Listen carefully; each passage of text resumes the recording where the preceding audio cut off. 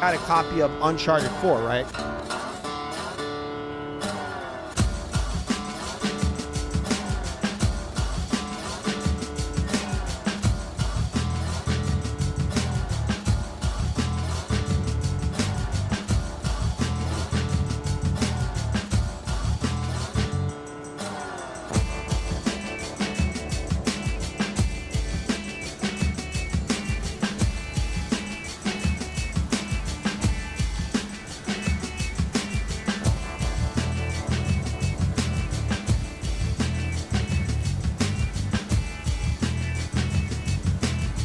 Rainy in the city, people. It's very effing rainy. All right, so I actually I totally Matt Damon'd the first version of this video, people. Matt Damon. It's gone. It's off of YouTube. It's off of the whole internet.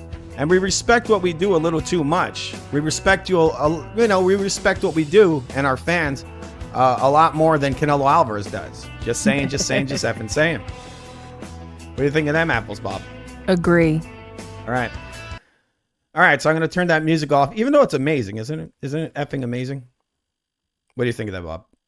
I think it's pretty good. Okay. All right, so we're gonna be going over the Diva event throughout this telecast. Obviously, there you see there. And for all the people that said that I was wrong about Berlanga getting into Canelo's head, I have a message for you. I have a message. Do you think this is a friendly message, Bob? Maybe. I've been being harassed by people just going on and on about, oh, you were wrong, you were wrong. Well, I feel like those people are illiterate. I mean, they're being dishonest because right from the very beginning, I said that Berlanga had to go. Basically, I said he had to go balls to the wall. I said many times when a fighter has one foot out the door, and especially when you're a younger fighter who has a punch, many times all you have to do is you have to, you basically a high guard, some balls, and a hard punch. You come in heavy, you pressure him, you push him back, and then eventually down the line, the younger fighter with more stamina takes out the older fighter. This is what's happened throughout boxing history. This is always what it is, people. The young take out the old, out with the old, in with the new. And I mean that we're talking about this when it comes to combat sports. Obviously, you got to respect your elders, right? They're more knowledgeable many times. Hopefully, right? More knowledgeable, and there are a lot of good things, people. Respect your parents, you asshole. Unless they're Joe Biden. Gonna take it, right? What'd you say, Bob? Respect your parents unless they're Joe Biden.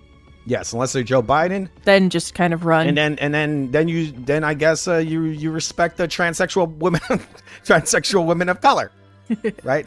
Or P. Diddy. Is that you think that's what he has over his mantle? A transsexual woman of color? Probably. Mounted like a hunting trophy. All right, so give me a second, people. Look. All you guys trying to troll me and try to put words in my mouth. I got a message for you. Yeah. Y'all could boo all you want. Suck a dick, no homo. No. Tio wasn't supposed to say that, people. Just like I wasn't supposed to tell you what's going on in this fight. They're trying to silence me, people. And it's for the color of my skin. Right, Bob? You are not the complexion for protection.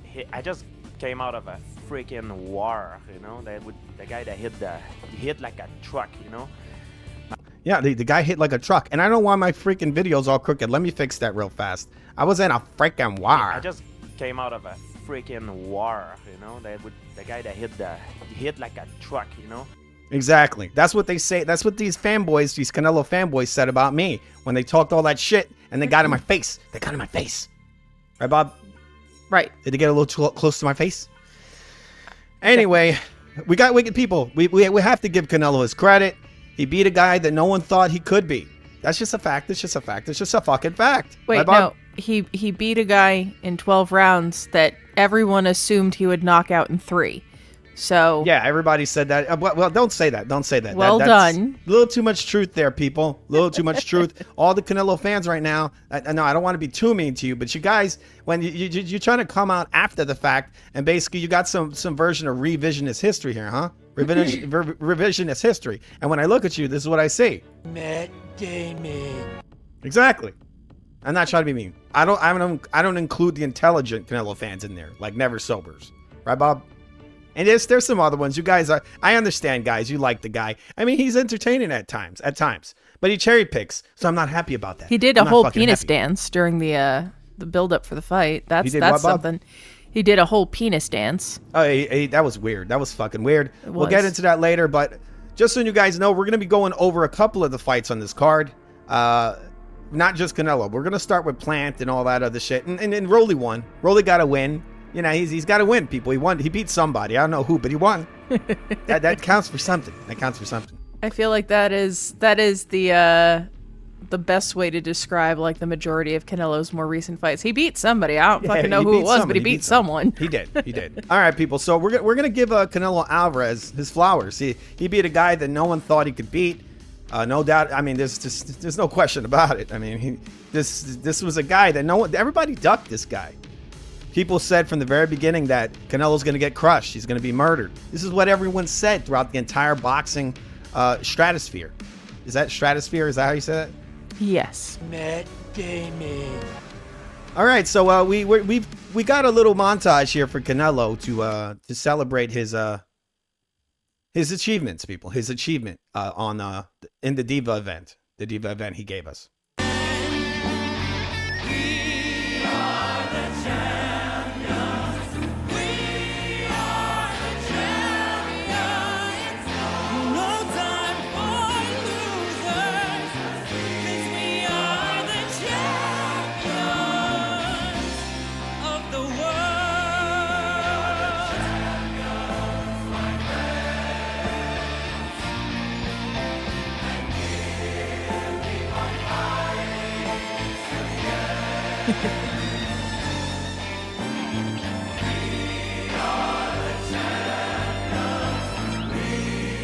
You have to piss. Hey, I need to go pee. Hey, I need to go pee.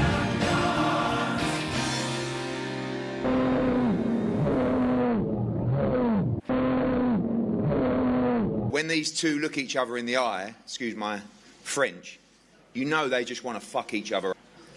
This guy...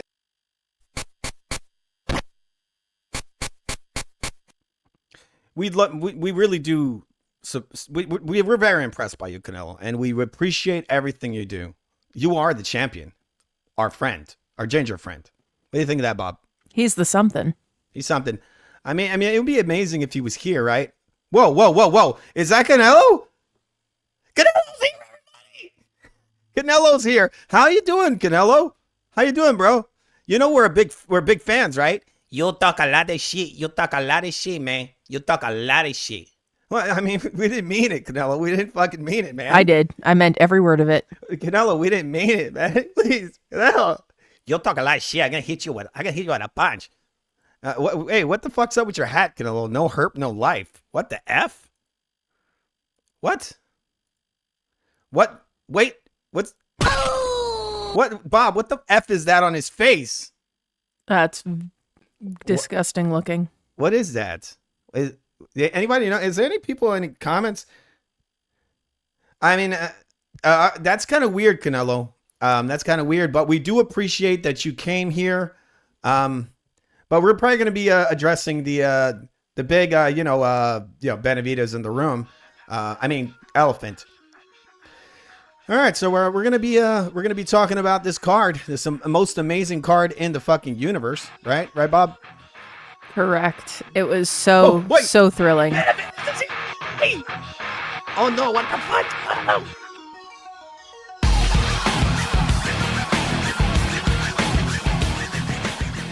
Wow! Did you see that? Benavidez was here.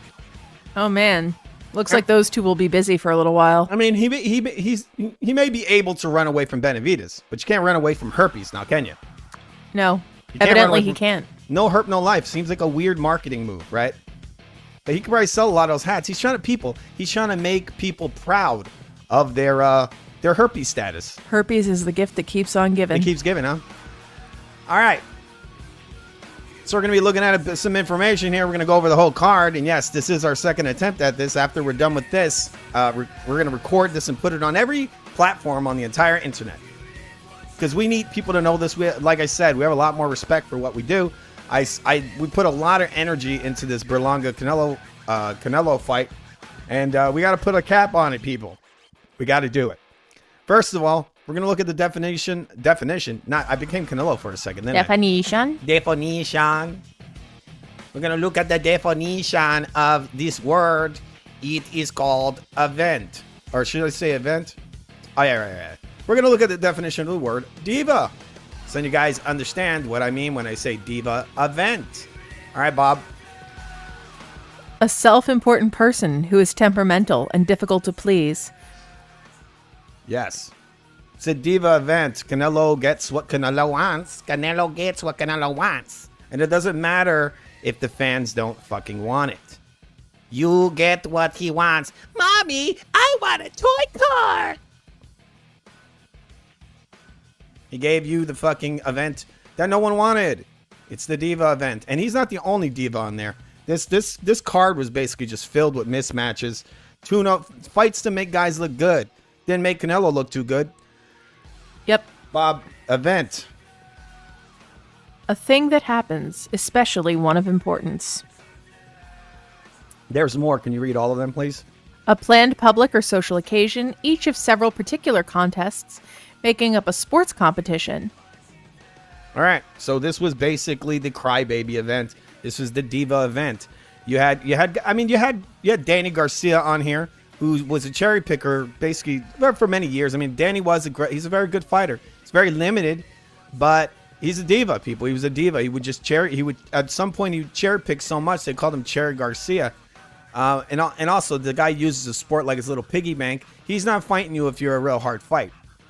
At one point he did take the hard fights, but later in his career, also he would make up excuses every time he would lose. Who else did you have on this card? You had Danny. You have Caleb Plant on there, Caleb Plant had a fight versus a guy he was supposed to beat, right? He fought that guy, and then Danny fights his old Lara to try to. It was for a payday, people. He pretends that it's for legacy, but it wasn't. It was for a payday. And then you had Canelo Alvarez, who was on this card looking for an easy payday. Maybe not too easy, not as easy as he wanted it to be, but it could have been a lot harder if Berlanga would have done what he was supposed to do, which is come to knock the guy the fuck out, which is not what he did. But we're going to go over that later. Right now, we're going to talk about the Caleb Plant fight. Right after we bring up this, media seems to be pretty sick of Terrence Crawford. Crawford begs Canelo for a payday. Terrence Crawford or Kendrick Lamar, according to the UFC. Yes, the UFC called him Kendrick Lamar. That we'll was go into so that funny. later. That is pretty funny. That was hilarious. Yes, look. I called that out during the broadcast. I was like, wait, Okay. Did they just call him Kendrick Lamar? Did they label him as Kendrick Lamar? What? Yes, they did. Okay, I'm adjusting Bob's mic because she speaks at different tones. Everybody does. Hers. How dare I have inflection? Yeah, hers is a little different. It gets loud, very low, and then very loud. All right. Hey, Soul Rebel. Hey, JD is lurking. Boxing Magic Mex side. So we have a couple of questions in All right, here. so I'm going to hit my new comments button that I created. I premiered it a few days ago. Give me 1 second. See if it's working. Give 1 moment. We're going to adjust this. We got some whores in the house. No offense, guys. Respectfully. Demurely. All right, so I'm mindfully. going to highlight some of these comments. See if it works. There it is. Give me 1 second. I'm going to line it up. All right, Bob, you want to read some of these? Yeah. So Boxing Magic Mech side is saying, who did Canelo fail to impress? Diva, who difficult to impress? That sounds like y'all. LMAO, y'all fit right in. Okay. I don't think that that's necessarily a bad thing, considering that is an individual whose livelihood is comprised of our hard-earned dollars, wherein he gets to essentially take a few fights a year. I mean, Canelo doing what he wants to do. So, yeah, okay. I mean, look, I'll be an exacting boss. Canelo is kind of a piece of trash. We're the ones that made him a millionaire, and he has the nerve to come out here and just basically duck fights left and right. No one ever wanted this fight. No one ever said that no one ever thought, really, in mainstream media, no one thought this guy was going to lose to Berlanga. And also, this card was just filled with mismatches, and it was. I mean, matches that were perceived as mismatches. We're going to talk about the Caleb Plant fight in a second. He's getting Soul his ass Rebel, whooped. thank you. That is nice of you to say. All right, who said what, Bob? Soul Rebel said I'm cool. Soul Rebel. Where's that? I have to look for it. In and amongst the boxing magic. Okay. I gotta fix our freaking give me 1 second. I gotta fix this. While I'm fixing this, we'll look at one of these clips. 1 second. You are a horrible fighter. That's really mean, Canelo. You hurt my feelings. All right, so you see right here, everyone's sick of fucking Terrence Crawford. The guy is begging for a payday. Payday. Everyone's sick of it. Just fucking go away, bro. Go away. Honestly, his fights would have fit right, like a Terrence Crawford fight would have fit right in on that card. Snooze fest. Snooze fest, the whole thing, boring. I mean, yeah, I mean, he'd probably run away. I've watched more compelling, like, sessions of paint drying on a wall. I mean, yeah, Terrence Crawford is fucking boring. He's not only is he boring, but he's been cherry picking his whole career.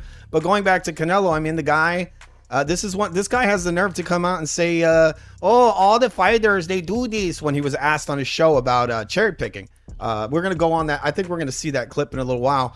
One of the hosts on the show brings up the fact that, well, he says that is it better to have a ladder system, which is the way that boxing was made. It's made to be on a ladder system. Is it better to be on like basically fight the guys, fight the contenders or fight the next guy above you or below you in the case of the champion? He said to do that or to cherry pick your fights. And so Canelo Alvarez came out and he says, "Oh no, I mean, when you get to this level, basically when you get to this level, you can cherry pick." So, and then he put fucking Chavez in there and Oscar and all these, and then he compared Oscar De La Hoya to fucking to Floyd Mayweather.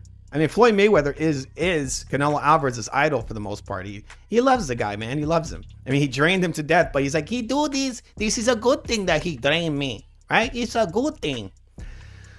All right. Anyway, what was the question that guy asked? Sorry, I'm going off. Go, Bob. I asked you a question. Can you please? The question was, yes.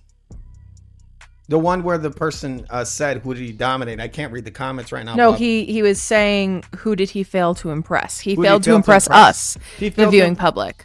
That's who. Okay. He failed to impress people, every boxing fan, or the ones that thought that this guy was nobody. He didn't knock the guy out, people. And throughout the rounds, that dude was playing with him. He was literally playing with Canelo, not in the way you would like. But Canelo fanboys. So we're not gonna get too gay on here. Not too many gay jokes. Speaking of gay jokes, Josh is in the comments on YouTube saying yesterday a Canelo fangirl was getting real touchy with me. I guess that's what happens when you watch FUTV. What? He's getting real touchy. What do you mean by that? You think I'm making people gay over here? You think these Canelo Alvarez fanboys are watching these clips and getting boners? What the fuck? Listen, if Canelo can convert a Puerto Rican into a Mexican, you can convert a straight into a gay, I guess. Again, what? Look at this clip right here. No, Fred, not beautiful. You are beautiful. No. Yeah. What? But I'm Everyone. not lady. That dudes thought that was a lady. You thought that was a fucking lady, didn't you? This would be the prime opportunity to play Dude Looks Like a Lady. I was taking it all in. Dude looks like not too many gay jokes now. Let's not do that. We're gonna be watching some of these. We're gonna be talking about the card, people. We're gonna talk about the Soul effing Rebel. card. Yes, we have watched paint dry. We live in an almost 200-year-old home that we are continuously renovating. So yes, watching paint dry has occurred in this household. Wait, what's like watching paint dry? It's not this, is it? No, but watching Terrence Crawford fight. Okay, it's just like people. I just got to do some small technical thing for Bob's mic. It is going crazy. Bob, can you sing a little bit? I will absolutely not sing under any circumstances, Right. and you cannot make me. Okay, to speak a little louder than a mouse, just slightly. I am not speaking like a mouse. All right, there you go. Speak directly into the mic. Remember that, Bob.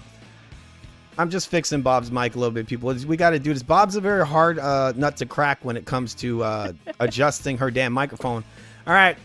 Also, there was one other thing I had to do, but well, I'll do that in a second when you guys don't notice. People, I don't have a team here. It's just me and Bob. All right, so we got Caleb Plant here. He wants to fight Canelo Alvarez or Munguia or a potential other opponent. He thinks he did good. People, he looked like trash. Just like I said, Canelo Alvarez isn't the puncher that people want to think he is. He's really not the hugest puncher in the world. This guy, Macumbi, showed that on Saturday. He showed that he is a superior puncher to Canelo Alvarez. So I guess he can go up in weight and knock out Kovalev, right, guys? Is that a thing he can do? That's the fight we're going to see next, right? It's going to be Plant versus Kovalev. Cumby versus Plant, bruh. All right. So we got Josh in the comments here. Did you read that comment already, Bob? That it was a Canelo fan's girlfriend. I think he took exception to being called homosexual. And then he said the FUTV is based, and I would agree with that Yeah, assessment thanks a of lot, things. man. Thanks a lot. We are pretty damn based. It's kind of disgusting to be this based. It really is. It's crazy. It's crazy. I'm a I mean, meanie. sometimes when you're this attractive and this based, it just really is a thing, man. Right, Bob? Yeah, it is. It's hard. 100%. It's hard to be this based. 100%. No, did it? Speaking of based, have you guys seen? I just stumbled across this channel the other day and felt like I was having some sort of fever dream. It's a channel called Based Camp, and it's these two like deeply nerdy looking folks. They're a married couple, and they have completely unhinged like diatribes about various topics. Yes. It was so bizarre. Yeah, I saw them the other day. They're all right. They're all right. It was so bizarre. I had to I don't show know Fu. how- I was like, Fu, you need to come watch this. And he was like, it's 44 minutes long. And I was like, that's okay. It's worth it. Because the last 20 minutes go completely off the rails. Yes. I mean, the guy starts talking about what he would do in a future world to like take away people's sexual desires, and it's insane, people. It really is. I was taking it all in. I was taking it on people, but not in the way that Boots does. Sorry, I'm not gonna keep doing those kind of jokes. I'm really gonna stop because it makes me feel like this. Matt Damon. All right, so we gotta show some of these pundits. Soul Rebel agree entirely. Soul Rebel in the YouTube comments is saying, in the realm of what is considered great fighters, Canelo is boring and uneventful. A masterclass is not a word I would use with him. Okay. Correct on all fronts. I mean, he was pressuring a guy that really wasn't coming to fight people. I mean, Berlanga didn't do anything of what he should have done. But we're gonna get into that later, all right? Right now I'm trying to fix my fucking card. I need to size that up because it looks like the text looks all weird. It's cut off at the top, but I'll fix that in a minute. Not gonna get too technical over here. We're gonna watch these amazing boxing commentators. Tell us, how they know everything, right? They're just so good at predicting these fights. All right. Yep. One moment, please. Before getting knocked out, he's got Trevor McCrumbie tomorrow night. Before We got Trevor McCrumbie over here. They call him McCrumbie for some reason. His name is McCumbie. Get it right, motherfuckers. The cum is here, people. He was here to win. And here we go. Let's hear what these guys had to say. getting knocked out, he's got Trevor McCrumbie tomorrow night. Sergio, you are not impressed with that opponent. No, McCrumbie reminds me of another undefeated opponent that a Plant fought in Mike Lee. The Subway guy. Yeah. The Subway guy. No, this guy does not belong with a fighter like Caleb Plant. If there's going to be a mismatch, it's going to be this one. I think Trevor is not fast. He's not powerful. He doesn't have good upper body movement. He's going to shock the world. I think if he beats Caleb Plant, it'll be a bigger shock than if Berlanga beats Canelo Alvarez. That's just my opinion.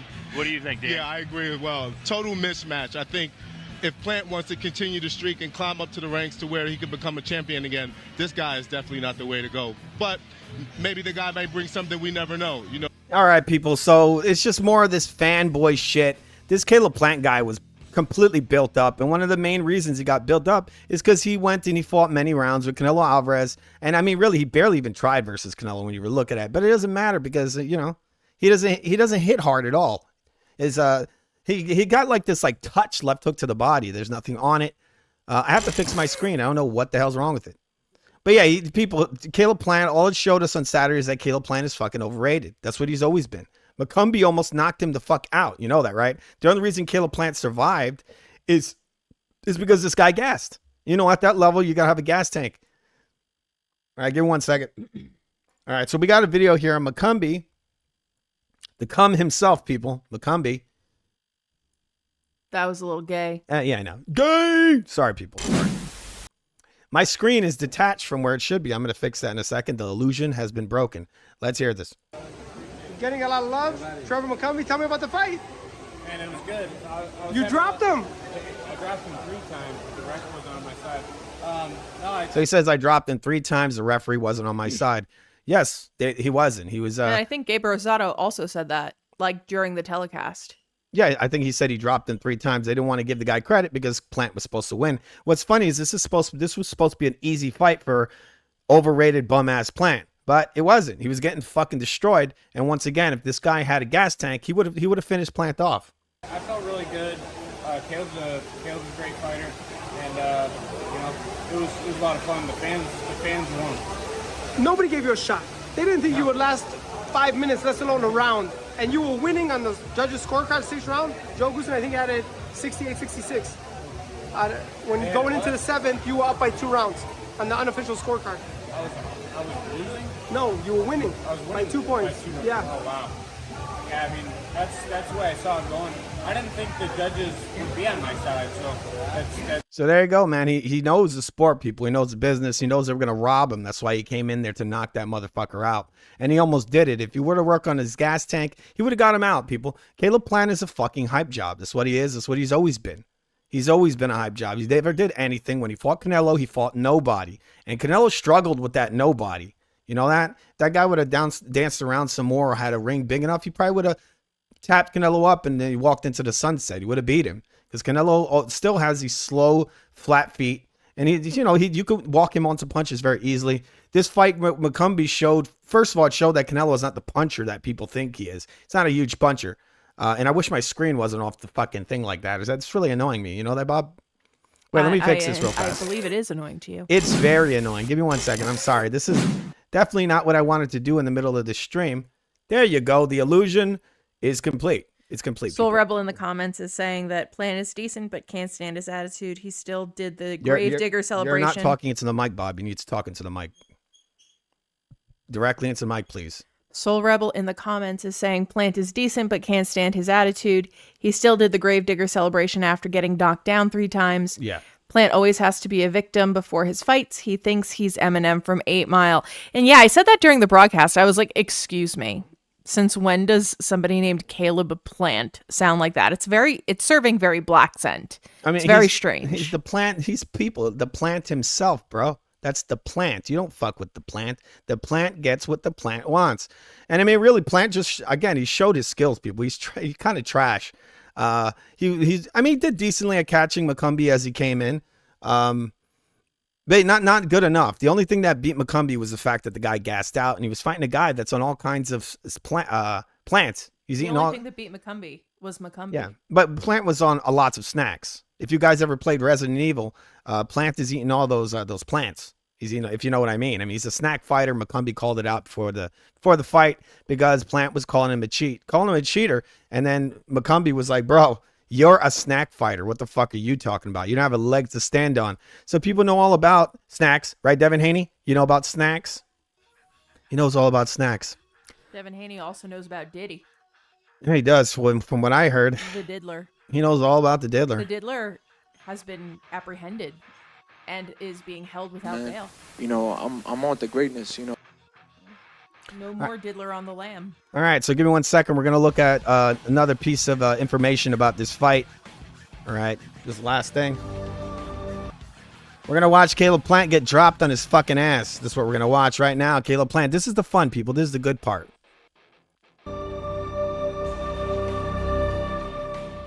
Left hook to the body. To be himself. Keep it simple. One of the best things that makes Caleb Plant such a good fighter. Mamma mia! I love that right before he went down, the commentator was like, one of the things that makes Plant such a great fighter is his ability to get knocked down. His ability to eat a fucking left hook right on the damn chin. Nearly slides through the ropes. Plant nearly left hook. The best things that makes Caleb Plant such a good fighter. Such a good fighter. Such a good fighter. Such a good fighter. Such a good fighter. Left hook.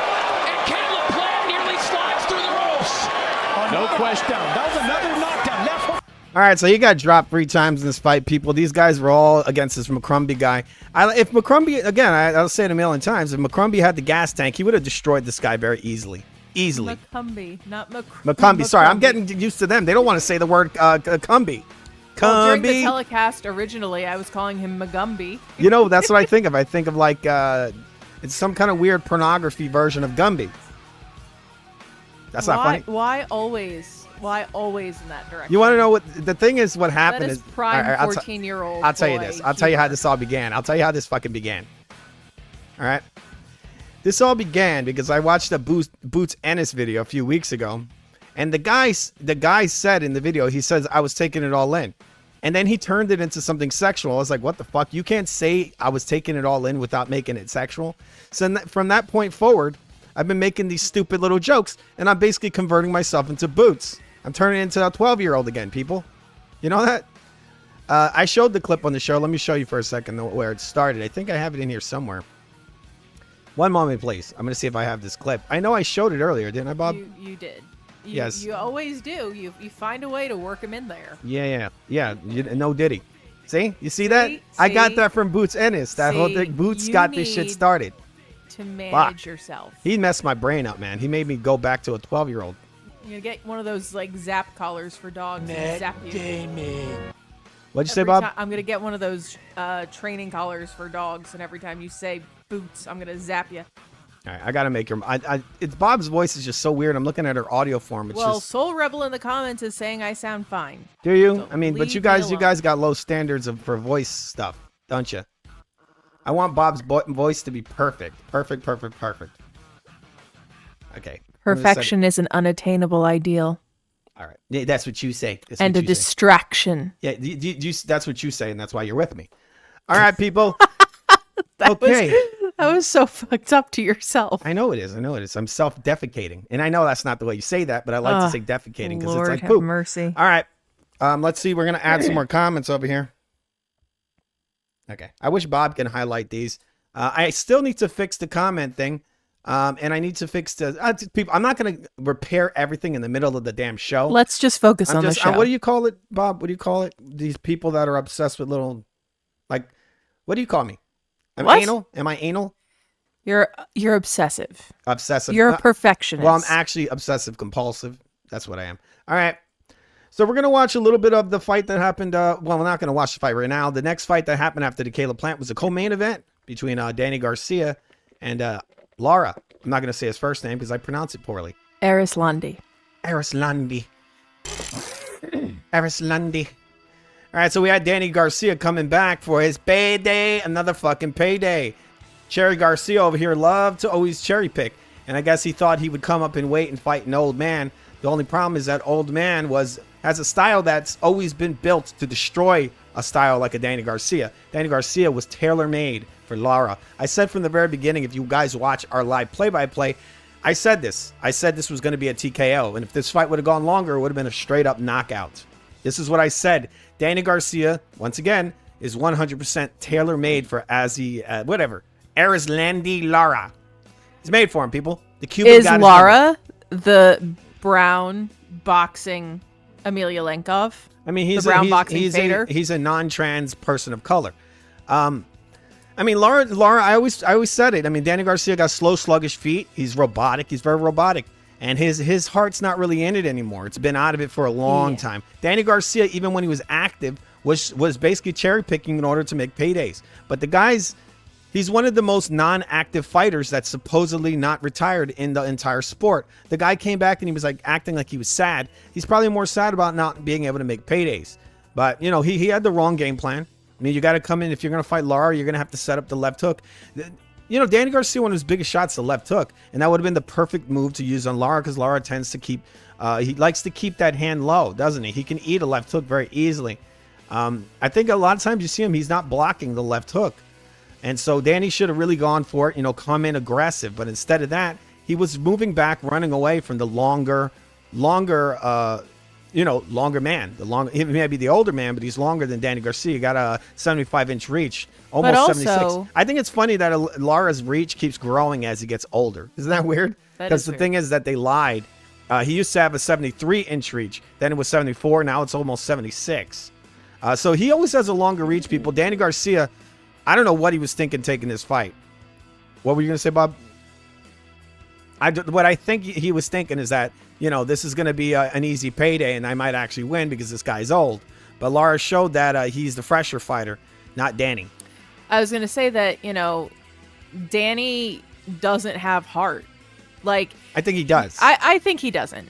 I think okay. that if he had, like, heart to be in the sport, then he would have gone out on a shield. And he never does. He, like, never does. He He will take a fight as long as he thinks it's going to be easy. He'll take a fight as long as he thinks that he can get the upper hand without taking too much damage. Like, he is not a great fighter. He's not a particularly interesting fighter. He has some attributes that are effective, but he doesn't have the capacity to put them all together because he doesn't care. And the fact that the most telling part of that fight was when he went to the corner after that knockdown and his dad asked, "Are you done?" And he said, "I don't know. It's up to you." Like, on what planet is that an appropriate way for a fighter to speak during a fight? Like, I mean, that's he's usually, out. He's all right, out of it. exactly. He doesn't care. Well, this is what happens when fighters at the end of their career. Danny Garcia's came back just for a payday, but I think Danny Garcia does have a heart. He just knew this is what happens when a fighter's at the end of their road. This is it. He knew he couldn't beat him. He knew the writing was on the wall and he was going to get knocked out. This is what I always saw. He stepped in there, took this guy as a cherry pick. The guy's just a name. In his mind, Danny Garcia thought this guy was just a name. And I always saw that even though Lars lost a couple of steps, he's still good enough to beat Danny Garcia. He could beat Danny Garcia at any point of Danny Garcia's career. I don't care if it was a prime Danny in there. Lara, even at this stage, could beat him because you just got to take some small steps back and line him up for these straight shots. That's all it is. Lara's very good at lining you up for his left hand, and that's what he did in this fight. The part that goes to what Bob's saying about the heart is that Danny Garcia didn't go for it. He needed to come forward aggressive the whole fight and come forward and get on this guy and start piecing him up. Because Danny Garcia can punch, but we don't know how well his power translated to this weight class. But we never got to see it because he never pushed forward. And he was dominated and inevitably finished, which was always the way I saw it. But I don't think Danny Garcia should be done. I mean, he's 36 years old. He might have, I think, maybe 2 more fights in him. He's always been a sluggish, robotic fighter. But I think there's some fights out here. One of the ones I would like to see him fight would maybe be like a Shakur Stevenson step-up fight, have Shakur come up. You know, Shakur might take it, right? This is Danny Garcia, people. There's some money to be made there. Or a Boots Ennis. I think Boots Ennis is actually perfect. He's basically tailor-made for Danny Garcia. I think Danny Garcia could beat Boots Ennis. I think he would actually possibly knock Boots out. Danny needs to go back down and wait. That's what he needs to do. Have those last 2 fights and go out on a high note. Don't lose like this, bro. What are we going to say, Bob? I don't think it was ever a question of does he have the physical ability. He's taken very little damage in his career. He's in pretty good shape overall.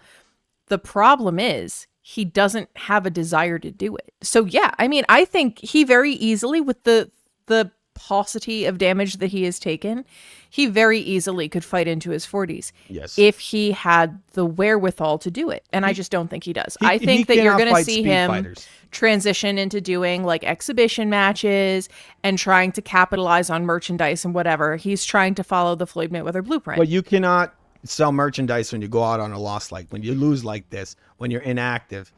Floyd really that shit's all going to dry up. He's not going to be selling for too long. I mean, I don't think it's I think it has dried. I didn't enjoy watching Floyd fight when Floyd hadn't retired yet. I mean, people are still buying his fucking trash, aren't they? But I feel like you can only have so many of those types of fighters. And by those types of fighters, I mean guys who are all flash and no substance.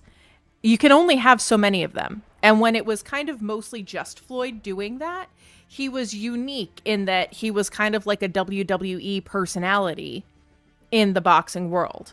But now, so many fighters are trying to be just like him in boxing, in UFC, that it's an oversaturated market. Like, why are we going to look at Floyd, who is old news, who has not fought anybody of fucking import in years, who's been retired for years, when there's this entire stable of currently active fighters trying to do exactly the same thing? I mean, no one wants to see another Floyd Mayweather. I don't want to even go into that on this. It's not necessary. Sorry, I'm fixing my screen. Floyd Mayweather's a piece of trash. He was a cherry picker. And the only reason I'd bring him up during this stream is in the context of Canelo Alvarez, who idolizes Floyd Mayweather. All right, we're going to go and we're going to talk about the next thing. We're going to talk about the Canelo fight, but we're first going to watch... I think the Floyd Mayweather fight was seminal in shaping Canelo into the man he became. But that's a a snippet from Bob's Conspiracy Corner, Yes, all right. which I will propagandize. Yes. This is Danny Garcia before the fight. Read this, Bob, please. Danny Garcia contemplates retiring from boxing after defeat to Erislandy Lara. Scroll. You don't have to read the whole thing. I just want you to read the headline. Oh, okay. I have read the headline. So he was saying this all before this fight. He said it after and before. This guy was already retired. He basically came in here for a payday. This is all this was. Danny Garcia is incredibly inactive, and he's used boxing like his piggy bank for almost a decade now. This guy's some of the biggest layoffs ever. He's coming over here. I don't know what he's doing with his money. He's buying fake teeth, jewelry, cars. I have no fucking idea what he does with his money, but he comes back and forth from retirement to coming back, having one fight versus a bum, and then retirement, and he just does this back and forth. At one point, he came back and he fought Earl Spence, which was his big step-up moment to get back in the limelight. What did he do? He barely threw any hard punches. He looked a lot like Berlanga looked on this night versus Canelo. All right. So speaking of Canelo, Canelo, people said Canelo didn't get, that Berlanga didn't get into Canelo's head. Well, guess what, people? This is Canelo punching Berlanga on the break. When do you see this guy doing this? And this kid ate this like it was nothing. Obviously, you can see Crawford there. Fight me. Just begging. Canelo thought it was Kendrick Lamar. Maybe it was. We'll never know. We've got some funny folks in the comments. We've got Very Feel 17 saying Canelo, Floyd, and Diddy have had saunas together, probably. And that exhibitions are cringe. Yes. Danny's toast. Yeah, I don't care to see Danny again. Same, big same. I didn't really like watching Danny when before he semi-retired. I really don't like seeing him now. Yes. Well, not a big fan of, I'm not a fan of what Danny could have been a lot greater fighter. He just didn't take the sport seriously enough. Mm-hmm. He just didn't. He cherry picked his fucking ass off. Really, what he needed is a better trainer. He was training with the same guy too much. His dad wasn't the right trainer for him. I don't think so. He could have stepped it up and been a lot better than this. One moment, please. All right, I'm fixing my mic. I think it's too low. I want it to be effing loud. All right. Hopefully, haven't been low the whole time. All right, so we're gonna be looking at some of this. I think it's perhaps. It's a difficult position to take, but I think that the best fighters are the fighters who had a hard come up. Danny was a spoiled brat. Floyd was a spoiled brat. Canelo was a spoiled brat. And look at how they fight. Like they fight like spoiled brats. That's what they are. And that's okay. There's a place for princesses in all of us. But, you don't see the heart, like you don't see Pacquiao levels of determination in Canelo or in No, he's not. Floyd, He's not on Manny's or level. In Danny. You never see Manny Pacquiao come out and say, I think I do enough. I think I do enough. No, he kept fighting until he was in his fucking 40s. And if he could, he would get the super fights right now. And I think he's still trying to, isn't he talking about fighting someone again? Manny Pacquiao, the thing with Canelo is that Canelo's already lost the fighter spirit. He only does this for money. All he's got is money and a fucking ego. The only reason he was angry about that kid the other day, Berlanga, is because he was talking shit to him. He thinks you got to kiss his fucking ass. He wasn't doing that for legacy. Look, Berlanga had everything to gain from that. Canelo had nothing to gain from beating Berlanga. This is a new Jack, a guy that no one ever thought he was going to lose to. So what does he have to gain from it? Nothing but a payday, payday, payday. That's all he was going to get from this, and that's all he got. But what you guys can see right here, when you look at the picture here, you see that he did get flustered, right? Yeah. And also he got flustered, and he's hitting the guy on the break. He's hitting the guy with low blows. He's hitting the guy with kidney punches, bending him over and hitting him on the fucking kidneys, left, right kidney punches.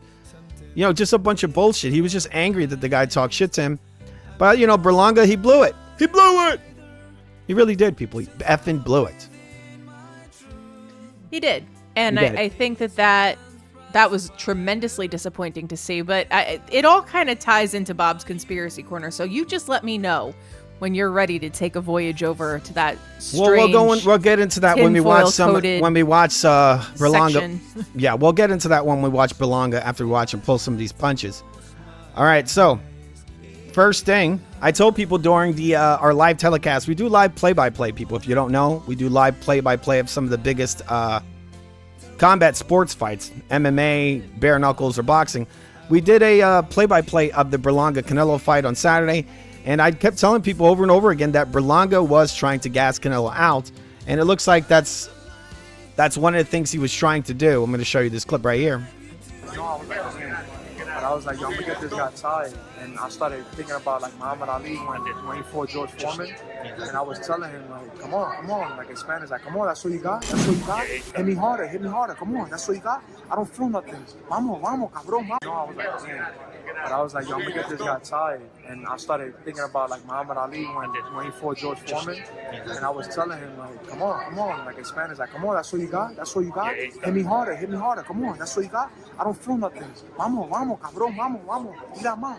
I was telling him to throw more, to keep hitting me, so I could drain his energy. I wanted to get him like so tired. His energy. I wanted to get him hitting me, so I could drain his energy. Hitting me, so I could drain his energy.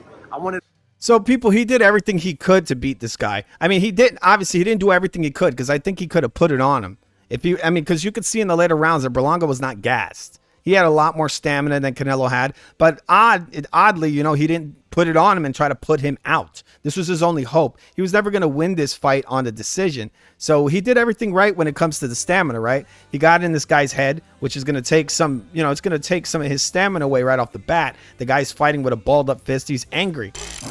So Berlanga got in his head, and then in the ring, he was making him gas out. You saw it. He's sitting up on the ropes, which he shouldn't have done. I assume that was part of gassing this guy out. But when he had him properly gassed out, he never put his foot on the gas. What do you think about that, Bob?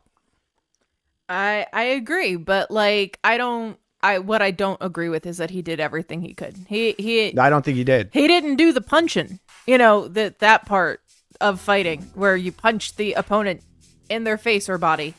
Yes. I mean, part he forgot. Yeah, he fucked up on the most important part. He should have done what I said. Balls to the wall, came forward. You box him a little bit. He used his length decently. He's popping up this up jab, which is all well and good.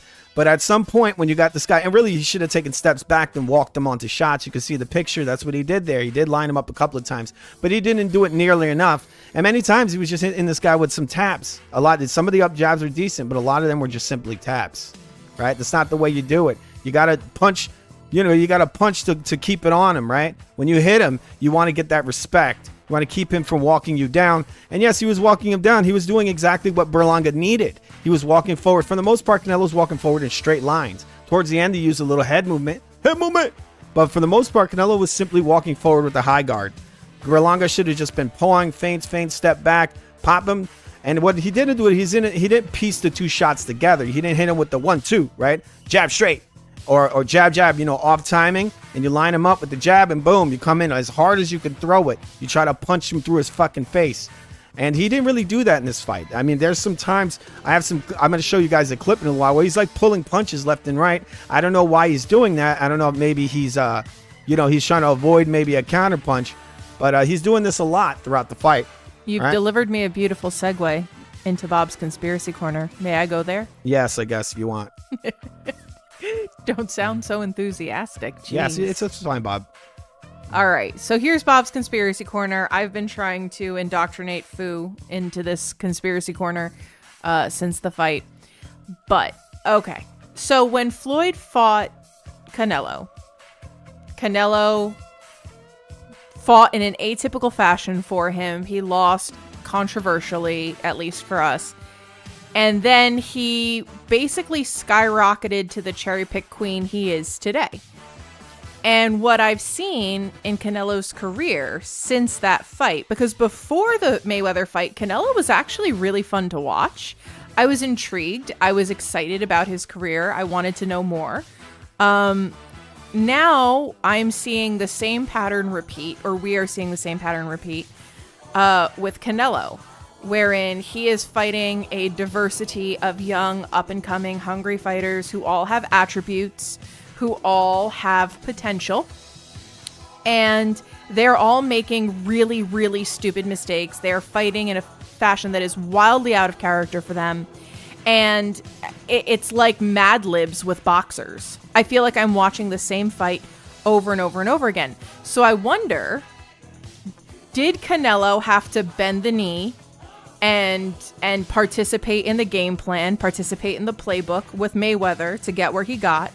And is that the deal now being offered to these young fighters like Munguia, like Berlanga, that if they follow the game plan, they will get catapulted to stardom? Yeah, I'm just wondering, because it's looking very suspicious. All right, there's dirty dealings that happen in boxing. A lot of people would not like to believe that, but there really are dirty dealings happening left and right, you mother effers. It does happen. We're going to be looking. I mean, it could happen. I mean, I said it in one of my streams. I called it the just similar to the Floyd Mayweather honeypot. I called this the Canelo honeypot.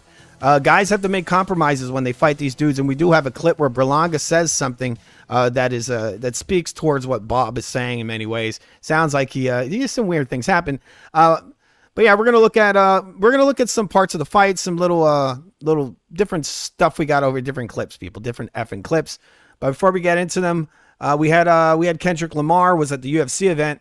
I guess you see that's what you get. Boxing's got to step it up, man. We want Kendrick Lamar at the boxing events, right? Do we? Yeah, we do. I guess we do. I mean, the kids love Kendrick Lamar, don't they? Right, Bob?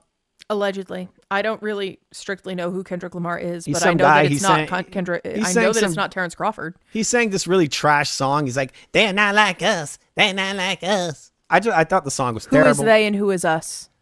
I don't know. Missing context. I don't know. I don't know who they are, but he seems to know. And they're not like us. Like who? Like you, Kendrick Lamar, a multimillionaire who race baits. All right. Yeah. I mean, he's real. He's real, isn't he, guys? There are relatively fewer millionaires than non-millionaires, I guess. So I guess that's accurate. Yeah, he's a multimillionaire. He's overrated motherfucker. He's fucking annoying. That's what I think he is. That's not my genre. Yeah, exactly. All right, so before we get into all the clips, we're gonna look at what's going on with little Canelo. Canelo Alvarez, after this fight, he was saying that he wants to rematch Bivol. So we have a little bit of information here. Sorry, give me one moment. I'm trying to size this up so it can actually be read because it's the text isn't very big. 1 minute, please. All right, Bob, can you see this? Yes. All right, Bob, can you read that, please? I do have that ability, yes. Yes, okay. Bivol had wanted a rematch with Canelo for his undisputed super middleweight titles in 2022 after beating him. But the Mexican star wasn't interested. So, why would Bivol want to entertain the idea of letting Canelo fight him for the undisputed at 175 if he comes out victorious against Beterbiev? Mike Coppinger states that Canelo told him that he wants Bivol next May for a rematch. He lost to Bivol by a 12-round unanimous decision in 2022, and he's wanted to avenge that defeat. He could finally get the opportunity, and with a lot to gain by fighting him for the undisputed light heavyweight championship. Okay, so guys, this is from 2022. Canelo Alvarez did not want to fight Bivol at 168 because he knows that Bivol would destroy him. This is why. He doesn't want to lose his 168 title. He wants to go and keep being able to have these little corny fights at 170, 75 or 75. He wants to do that because then he can go and make an excuse like he did the last time where he said, I lost, and all his fans are saying he lost because, he's just too small. Well, but how does that even make any sense? It makes no sense at all because isn't this the guy who knocks out light heavyweights in the 12th and the 11th round? I mean, he's such a big, giant puncher, isn't he? Right? Allegedly. Okay. He's such a big puncher. I mean, there's some more news about this we got over here. Here we go again. It says you lost it. Canelo Alvarez branded hypocrite as Edgar Berlanga coming in at 205 pounds on fight night leaves boxing world in disbelief. So what's happening is they're trying to get this guy to fight Benavidez. And I mean, he should be fighting him. He was making all these excuses about he's too big. All he brings is 20-something extra pounds. And yet he's fighting a guy that's, if this is true what Canelo said, that Benavidez is that heavy, then he's just fought a guy that's just as heavy as Benavidez. And he took less money to do it, too. So yep. He's going to need more excuses, huh, people? But I think that his performance against Berlanga ensures that a Benavidez fight will never happen. Because the grand dame of boxing, if you will, took 12 rounds, 12 difficult rounds to win a unanimous decision. There was no KO. There was no decisive moment. It was just Berlanga did not show up to participate in the fight. All right, so Canelo Alvarez ridiculously claims he's fought everybody already in justifying Edgar Berlanga mismatch. So before the fight, like I said earlier, all these people are talking all this trash to me. They're now trying to create a revisionist history and say, look, he dominated Berlanga. Well, whoever thought that he wasn't, right? All right, whoever thought he wasn't, right? Most people were saying that he was going to. Oh yeah, they were saying that it was going to be a blowout, that he was gonna KO him in the third round, that he could KO him whenever he wanted to, which is also something that Canelo said about Munguia. So like, I don't know, man. It's all a bit suspicious for my tastes. It's suspicious, you're saying? It's suspicious. Okay. Give me one moment. We have somebody named Julio in the comments. Yeah, saying bro, you stole my name. I thought you were Fu, bro. I'm Fu. I mean, not my name. You didn't steal my name. You stole my friend's name. All right, wait, you going to read that, Bob? Berlanga was chicken shit throughout. All BS. And boxing does not need garbage Lamar. I would agree on both counts. I mean, I was halfway joking, man. I was joking. I don't know what's up with this graphic. I kind of hate the way it cuts off like that at the top, but it's not important, right, guys? No, you should focus. Yeah, I should focus. All right, we're going to look at another clip here. We got all kinds of stuff of what Canelo wants to do. He wants to fight... he's talking about how he wants to fight Bivol. We're going to look at that in a minute. All right, there's all kinds of shit we have here. Give me one second. All right, so we're going to look at a clip here of Canelo being a cheap bastard. He's punching Berlanga and hitting Berlanga on the fucking break. But before we look at that, we're going to look at... I wish this wasn't zoomed in so much. I really wish. Okay, we're going to look at what happened in the third round because a lot of people think this is power that caused this knockdown. Look at this. This is all zoomed in at 400. You see this, Bob? I think it was zoomed in so that it could be read. It's a little too much, 400. I did not set it for that.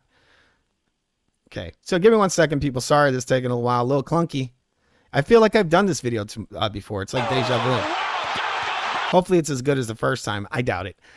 All right, so we're gonna look at this right now. It's a little bit of information. This is Canelo Alvarez, what he did in the third round.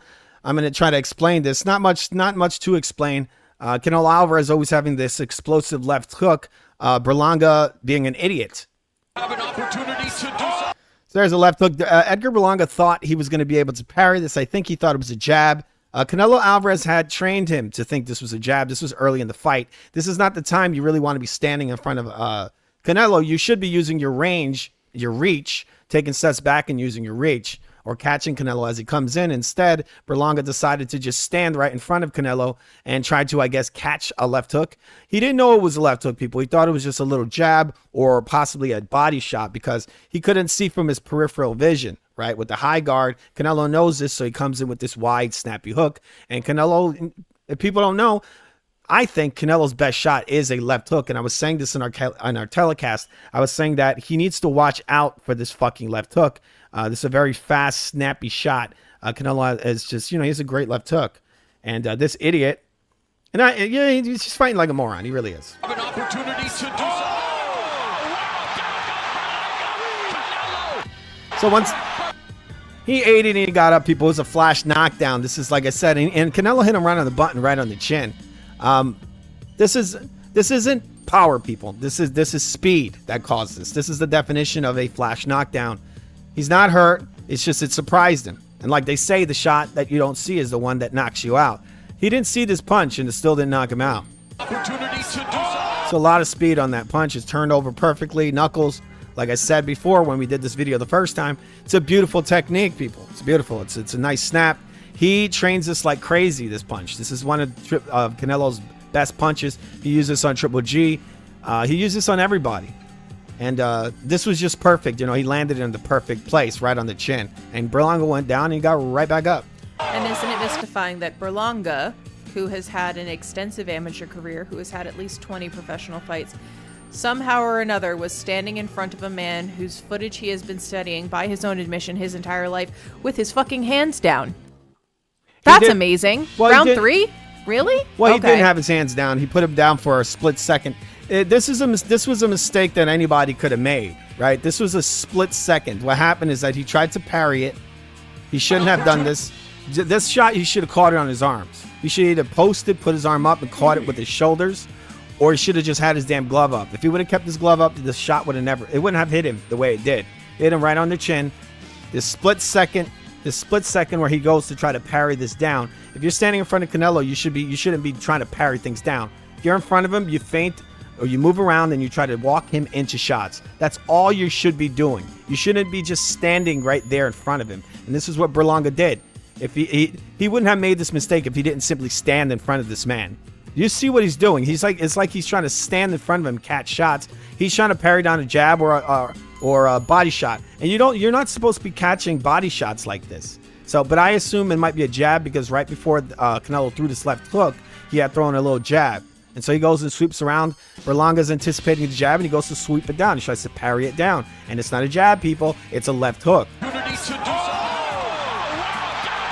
And Berlanga's very upset because he wasn't supposed to get knocked down. Boxers are trained to not fall down.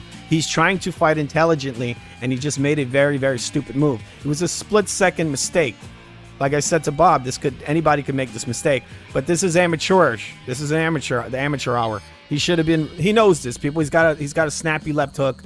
You got to feint this guy out. You got to throw some feints. You got to keep fucking moving. You got reach. You got length. Why aren't you using your length? Why aren't you walking him into shots? This is lazy shit you see here. He should not be standing in front of Canelo like this. If you're standing, if Berlanga's next to Canelo, you need to be close to him and smashing him with shots. If you're not throwing punches, get away from him. Get him outside of his reach. Get him outside so you hit him when you have your range and he doesn't have his. You have a 73-inch reach. The only place you should be is right outside of his reach throughout the entire fight. And if you're on top of him like this, you got to be laying into him, throwing left, right, left, uppercuts, and then back out. Spin away and get out, and then walk him into more shots. This is just stupid stuff. The things he was doing this fight were just ridiculous. My whole point, though, is... Yeah, he's laying himself on the ropes and everything. And Munguia did a lot of the same weird, out of character shit. Yeah, and Mexican style. They both style. were on the ropes. They both tried to go Mexican style. They both had their hands down more than they should have. It's almost like Berlanga and Munguia became the same fighter temporarily. Yes. Just when they were fighting Canelo, which I find very strange, especially considering both of them understood this was a huge opportunity in their career. It was a huge step up in caliber of opponent they've been fighting.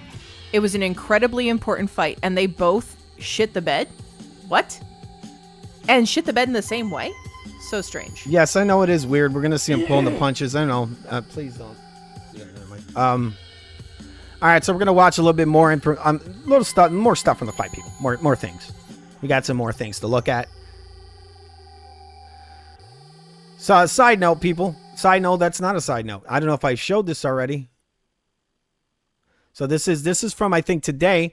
Canelo Alvarez. So he's talking about he wants to fight Bivol in a rematch. You know, it's just, again, it's more contradictions because this guy keeps saying how he won't fight David Benavidez because of his size, but yet he's talking about going up to light heavyweight again. You know, this guy doesn't want to fight this fucking dude at 168 pounds. And the reason why is because it'll take away all his fucking bragging rights when this dude whips his ass. So he's not going to do that, but he does want to get another payday. He wants to get his revenge. I mean, come on, bro. You just struggled with Berlanga. Berlanga was playing with you at times, right?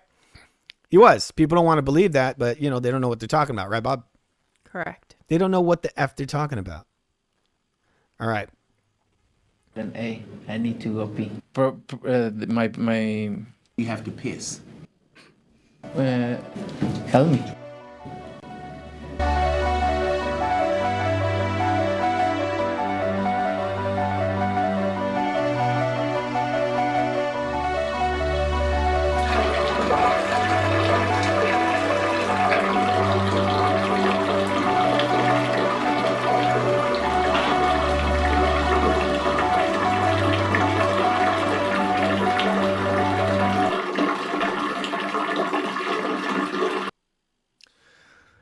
All right, we want to thank you for that. For that, Canelo Alvarez. You're very I mean, it was very inspiring, that music, right, Bob? I mean, It there was was. something about that really, I almost cried a little bit, actually. Did you feel like you were going to cry?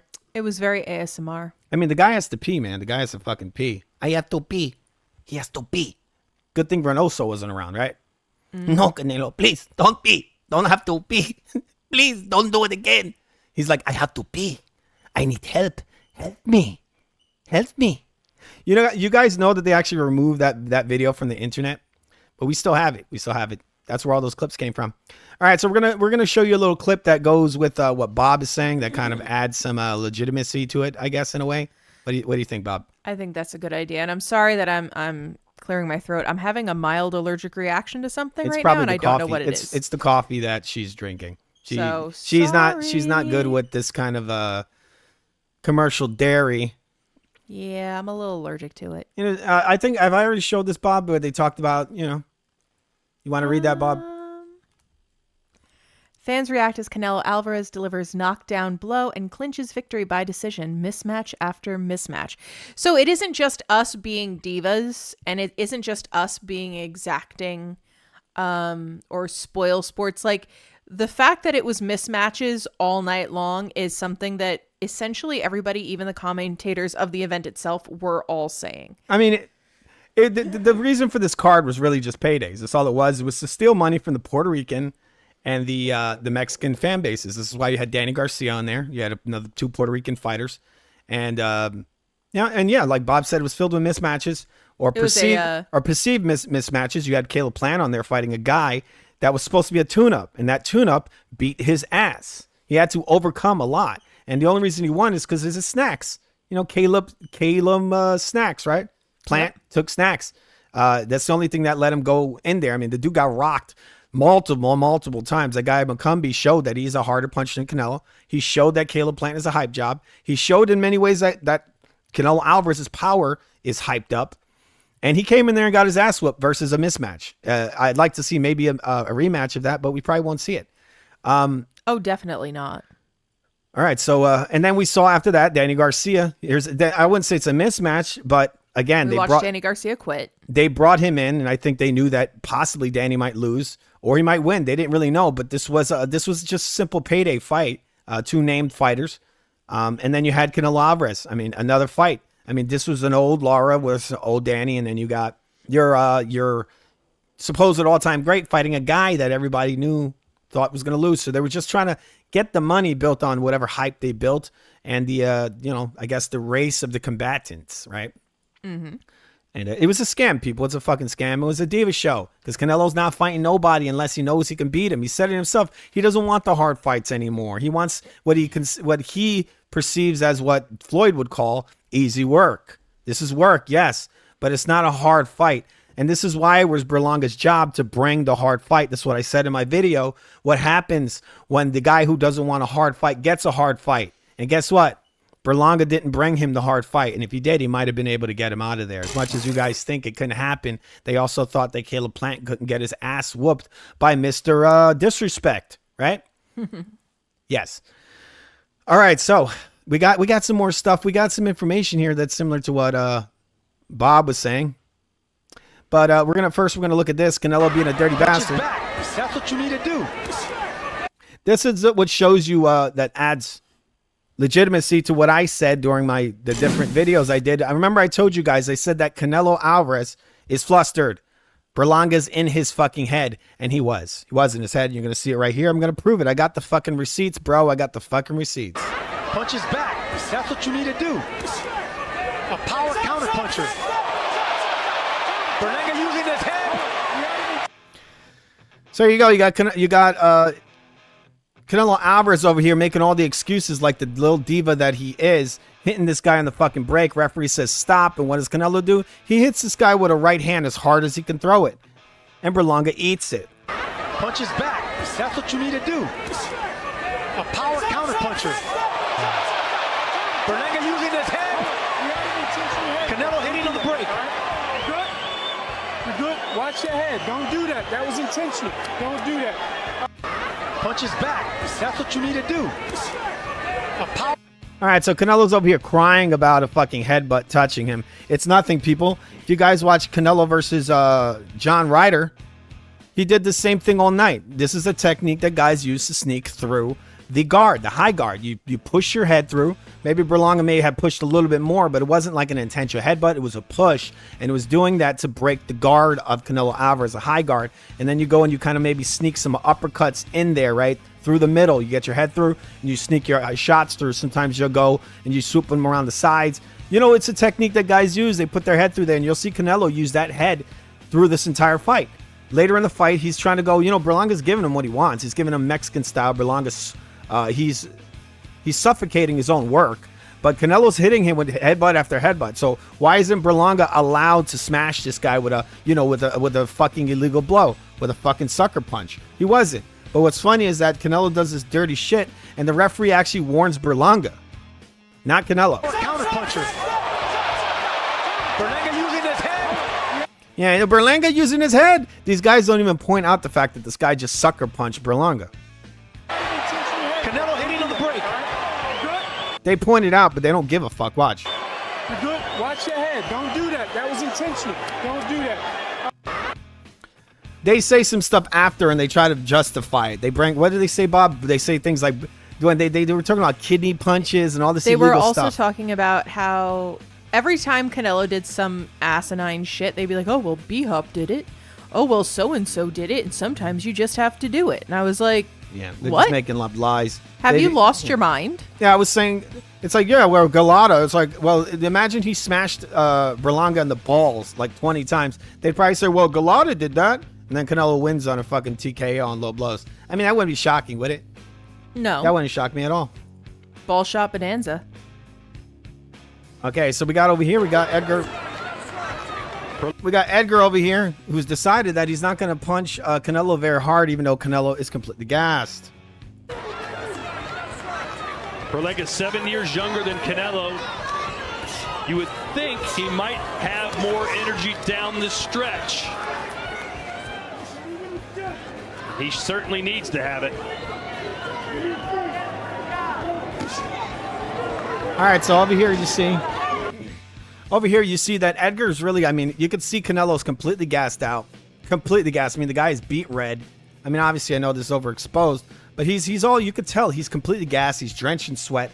Edgar looks like he barely been in a fight. What do you think, Bob? Yeah, I mean, Edgar looked fresh at the press conference. He looked fresh immediately at the end of the fight, because he didn't really do very much. He showed up, kind of wiggled around a little bit, took a dive, you know, whatever. It's fucking stupid, honestly. I was frustrated. Very Feel says, by the way, Lara is 46 years old. I wouldn't be shocked. These Cuban fighters have been known to lie about their age. They're a lot like women in that way. Edgar is less, well, I mean, Bob isn't lying about Bob's age. Bob is very young, actually. Very, very young and extremely attractive. Just like me. We're equally attractive. We're extremely attractive. Aw, it's hard to not be so attractive when you're us, you know? All right, so I don't know if I just showed this one. We'll see. Berlanga's 7 years younger than Canelo. Okay, we just saw that one. We just saw that one.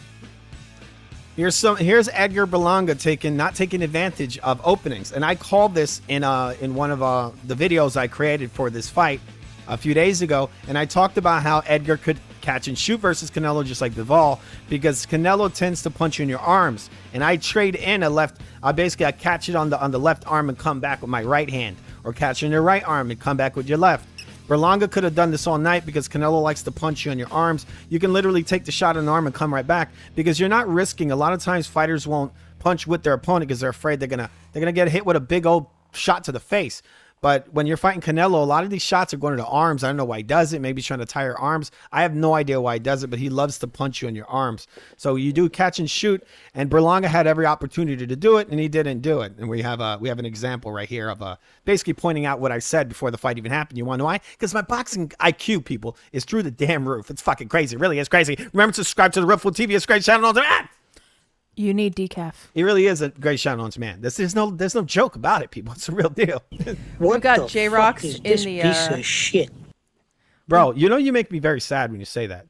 We've got J-Rocks in the comments saying, Edgar look fresh, then be mad at Edgar, get off of Nello. That's so bizarre that people that don't know him call him Nello. it sounds like a pet name you give your girlfriend or your So cat. wait. But anywho, how he said then Edgar bitched out, and then he said Canelo, the GOAT of this generation. Oh no, that's Bones. I'm sorry, I misattributed that particular quote. And then Boxing is back saying the hating excuses are off the charts right now. Okay. This is what I have to add to that comment you just have there, right? First, I'm going to give you confetti because I think you're a perfect troll. Wait, where's my confetti? Is it confetti of color? Where the fuck is my confetti? I don't know. My confetti's not working. Oh my God, it's not working. That's really fucked up, man. That sucks. I'll give you a toilet. I'm going to give you an explosion, all right?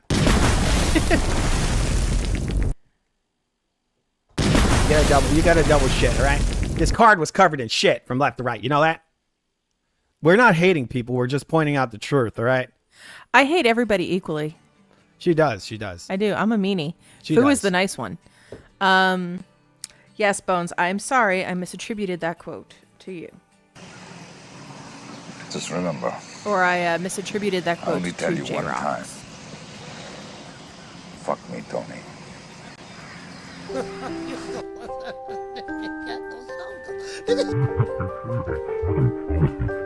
Sorry, I thought. Good afternoon, everyone. Well, it's a special week, isn't it? Mexican Independence Weekend, and of course, Canelo Alvarez. I'm excited. You know they just want to fuck each other. Fuck me. I mean, this table's about to jump up in a minute. That's got me really excited. Oh no! Wait a minute. And not to be diabolical, but It's perfect.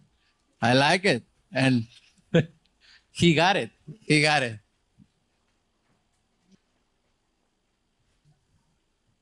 Pull out that thing, you know. And I said, help me. And he put out that thing. It's perfect. Now you need to do it again. that's fucking illegal. You need to do. He was the one that started. He was the one that started the whole justice thing. You know what I'm saying, and he was like, I feel like he was just inviting me to his private part downstairs, you know. So I started going back to him, doing it back to him, like, you know, like I was just inviting him to like. We want to thank you. Come here. Don't sit on the bed at night. No homo. I don't mind talking. Out of all of the fighters in boxing, I don't mind talking about.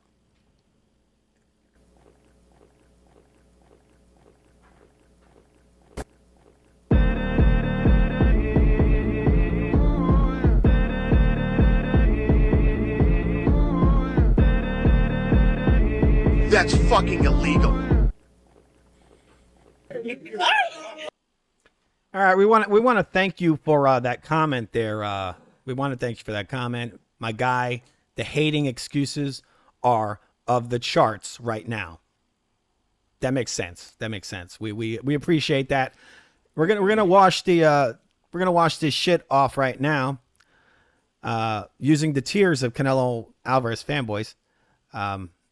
We do seem to have a few in the comments. We have a couple. We're going to use those tears to wash this all up. Those are tears, people.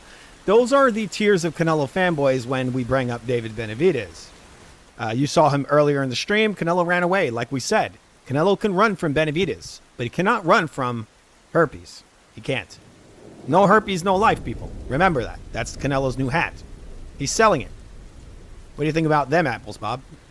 I agree. He's making herpes go viral. Yeah, he's making herpes great again. That's what he's doing, right? All right, we got a couple more clips over here. We're going to be looking at some of the stuff that's come out after the fight. We're going to look up possible next fights for Canelo Alvarez. Canelo Alvarez, believe it or not, is talking about fighting Conor McGregor. That makes perfect sense. That's one of the things he's talking about doing. We have Glocktavius in the comments, and can I just say that is a marvelous fucking handle. Glocktavius. Okay, so Glocktavius over here. I got herpes too. And question. You got the herpes, man? This man has a herpes and he's proud of it. Be proud of that shit, man. You got it in the right way. Right, Bob? Well done, sir. I'm assuming you're a sir. You may be a ma'am. You may be. You may be a them. I don't know what you are. You may but identify as a trans well done, woman of color. Gloctavius. He looks a lot like a trans. You know what that looks like? That picture there he has. It looks sort of like. Looks sort of like the guy from that Captain movie with Tom Hanks. Where he I'm the goes, captain now. I'm the captain now. I was actually gonna make a little funny image with that, where it's Canelo Alvarez, and he says, "I'm the Floyd now," and it's like him on that guy's. Oh, that's funny. On that guy's. I'm gonna do it later. That is actually People, perfect. We're gonna start selling T-shirts real soon. If you guys want to buy Boxing Magic, we have no tears. We have humor, sarcasm, and disappointment. Really, that's kind of a. We're playing some sad music for him right now. It sounds like you the one with the tears. Bro, we don't have no tears. There's no tears here, people. It's all fun. We didn't get robbed because we didn't buy this event. Just kidding. We buy all these events because we love Canelo. Mm-hmm. He's a good fighter, people. He is. He's just a cherry-picking piece of shit bum. But I don't mean that seriously. You know? Sometimes in life, this is actually a woman that Canelo was dating recently. No, Faith, not beautiful. You are beautiful. No. Yeah. What? But I'm Everyone. not lady. You're not a lady? Yes. What are you? I'm lady boy. Pang. I'm lady boy. Pang. Pang. Boxing over here, the guy in the comments, that's the kind of lady he dates. Okay? I know it. This is the lady that Canelo dated for a few years, guys. It's a fact. It's a fact. It's a fucking fact. J-Rox wants props for Canelo going 12 rounds. I'm not sure why he would get props because everybody said he was going to knock Berlanga out in 3. All right, people, remember to support the Real Food TV. This is how you do it. This is our Venmo, mother effers. I'm putting this on the screen. You guys can scan it. You can send us some money to our Venmo. This funds this production. It really does, people. It helps. It helps. It really helps if you guys have it in your heart to give us all your money. The best donation would be about $100. That'd probably be good. If you have it in your heart to support the hard work we do here, we're doing this for the second time, people. This is how much respect we have for what we do here. Either we're extremely smart or this is us. Matt Damon. Aren't we all a little bit Matt Damon? Me more than others, possibly. Matt Damon. Right, Bob? No. All right. You don't want to admit it? No. You know what? This is the way Berlanga needed to come into this fight. He had to have passion like this.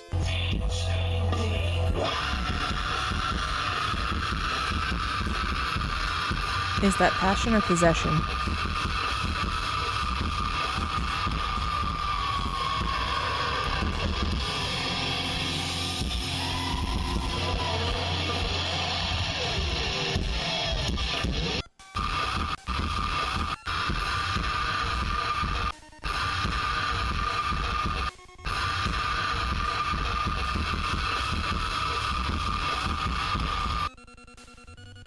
I like the way that guy kind of shakes around. He looks sort of like Scarface, at the end of the movie when he gets shot up. He's like, "Come at me." That's what it reminds me of. It really does. Says you fucking with the best. You fucking with the best. Yep, we're not like all these other people. These betas. Beta. All right, so we're gonna watch a couple more clips. What do we got here, Edgar? We've got Gloctavius in the comments saying Berlanga summoned his inner Puerto Rican to not get knocked out. The 25 pounds helped too. Yeah, Canelo comes in that. People, you think Canelo doesn't come in there at probably close to 200 pounds? You guys are out of it. Canelo was making 174 pounds in the ring when, before he became Uber Nello, he was 174 in the ring. This is when he was at 154 pounds. So if you think this guy's not coming in at 200 pounds or more, you don't know what you're talking about. He's coming in there big. They'll just never talk about it because he uses this size shit as an excuse. He looked bigger than Berlanga. Maybe he's not as tall, but when he was in the ring standing next to him, he looked like a big old fucking meatball. He looked like a big, thick dude in that ring. What this guy was talking about going up to cruiserweight Canelo. He wasn't kidding. He wanted to cherry pick a cruiserweight, a bum, but he was talking about going to cruiserweight. Then he changed his mind. He's like, "Oh shit, the guys are gonna beat the fuck out of me," right? Okay, so I don't know. Did we see this yet? We're gonna watch this where Berlanga misses his opportunity. He's not using his catch and shoot. You would think he might have more energy down this. Wrong one. Did I show the catch and shoot yet, Bob? I don't believe so. Okay, here it is. body work, but you know, Berlanga, he can catch and shoot. He's not taking advantage of when Canelo throws the shots to his arms to fire right back. He's allowing Canelo to beat his arms up. It isn't just beating his arms. I'll show you right now, people.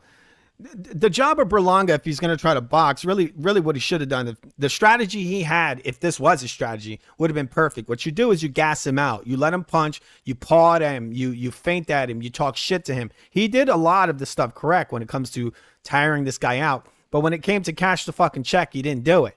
He had everything there.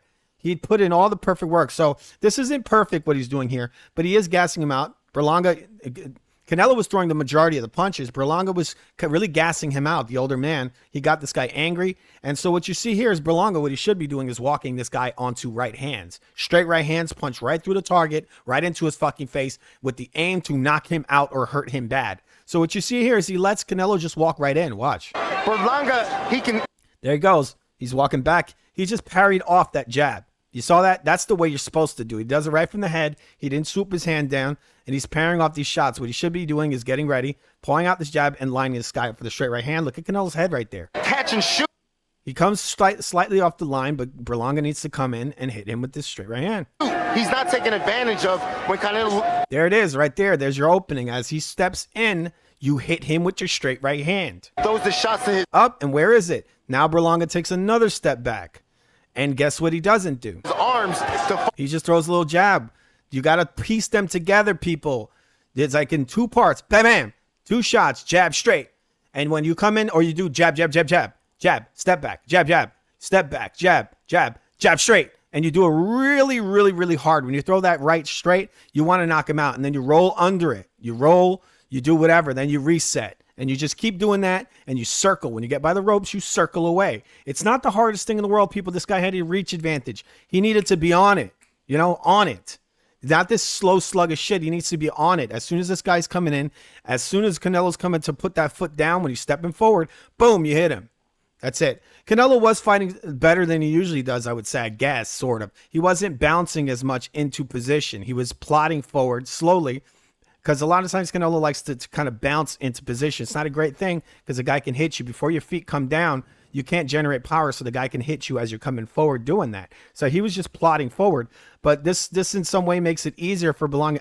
Obviously, Canelo's not closing the range as fast. So Berlanga just takes that step back, and he just keeps lining him up for a big straight right hand. You got to hit this guy. I said it a million times. You got to fight Canelo long and tall. Tall and long, people. And Berlanga was fighting tall for the most part, but he wasn't really generating power a lot of times. And we'll see some more of these clips. Fire right back. He's allowing Canelo to beat his arms up. We've got Nick Gurr in the comments saying nice graphics. Indeed. Fu puts a lot of effort into them. Oh, nice graphics, huh? I mean, we are the greatest in the world. You know how it is. All right.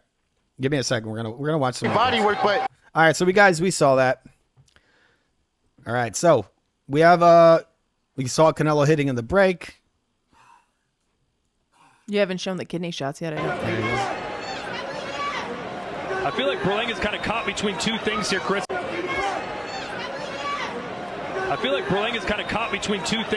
It's not as if he's trying to survive, but he's not going all out to try and win either. You feel that? No, I definitely don't think, and there's a little bit of a low blow there. I feel like Berlanga's kind of caught between two things here, Chris. It's not as if he's trying to survive, but he's not going all out to try and win either. You feel that? No. You hear what this commentator says? Says he's caught between two things. It's not like he's trying to survive. He's not really trying to go for it. It made no sense when we were watching his fight. He was just poking Canelo with jabs. That's all it was. Like, he's just poking him with a jab. His job is to walk him onto a right hand. Like, what is he doing? He's arched forward, and I guess that gives him a little bit more range, but where the fuck is your right hand? Where's your jab? Jab, jab, overhand right. Combination punching. Where the hell is your combination punching? I feel like Berlanga's kind of caught between two things here, Chris. It's not as if he's He paws in, trying to survive, and he puts his back against the ropes. Why are you on the ropes? Is he trying to gas him out? What is he doing? but he's not going all out to try and... All right, now he's kind of playing with them, right? You post out. This is what do you call this? This is called posting. And so what he did is he creates more distance there. He didn't do it for very long. That is an illegal technique in boxing. He didn't do it for very long, so he creates the range. Now he predicts that Canelo's going to throw a big looping right hand to the head, so he pulls back real quick in order to avoid this. Win either. You feel that? And then Canelo switches it up and throws it to the body. It looks like it was blocked, but it was actually a low blow. No, I definitely don't think there's a little bit of a low blow there. Berlanga's playing with him. You know this, people. You know he's playing with him, which is funny because everybody said, every one of these commentators and pundits, they were all saying that Canelo was going to play with Berlanga. And in the long run in this fight, Berlanga was just playing with Canelo. Not in the way you would like, you Canelo fanboys. I feel like Berlanga's kind of caught between two things here, Chris. It's not as if he's trying to survive, but he's not going all out to try and win either. You feel that? No, He's fighting a dead man, people. Look, Canelo is drenched in sweat. Berlanga is the fresher fighter, and he's doing nothing. He's not doing anything. He's just letting Canelo just hang in there, it looks like, really. People would say that's crazy, but he's really not doing much. He's blowing it. That's what he's doing. He blew it! He blew it, people. He's blowing it. Not in the way you would like, Boo Tennis. People, he needed mom's spaghetti in that ring. It was his chance to blow. Opportunity comes once in a lifetime, right? Right, Bob? Correct. He needed mom's spaghetti in this fight. Arms are sweaty. Palms are sweaty. Mom's spaghetti. All right. All right, so we're going to look at a couple more clips. We got some more shit over here. We already showed Berlanga. Did we show Berlanga pulling his punches, Bob? Yes.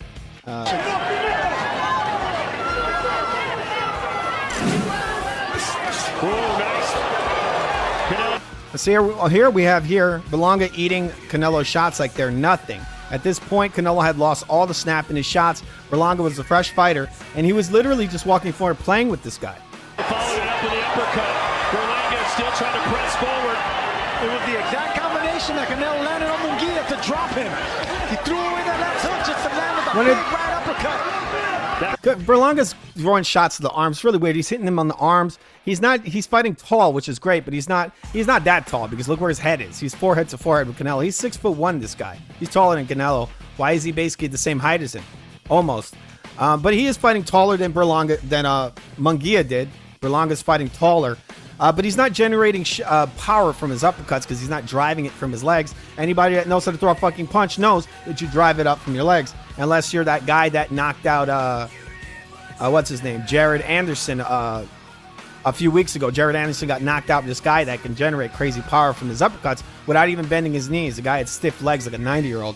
But, you know, most normal fighters don't possess that ability to throw this kind of crazy power from an uppercut without bending their knees and kind of driving it from the legs. And Berlanga was doing this all night. He had Canelo right where he needed him. The guy was gassed. He was gassed. Berlanga was the fresher man, but he didn't go for it, people. He didn't go for it. He blew it.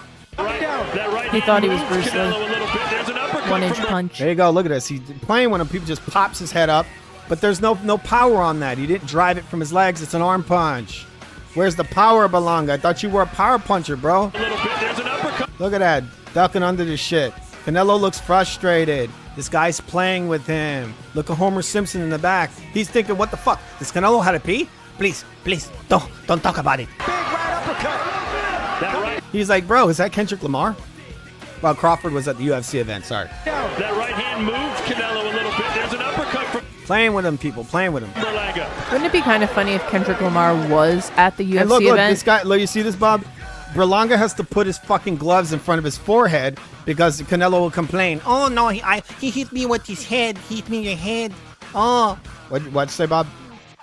Said, wouldn't it be funny if Kendrick Lamar actually was at the UFC event? I think what would be funnier is if Kendrick Lamar was at the fucking boxing event and they said, Terrence Crawford's here, everybody.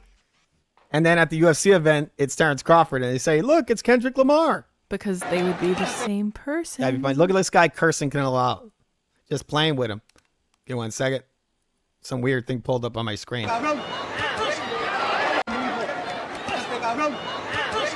Nothing, people. He's playing with him. This shit's nothing.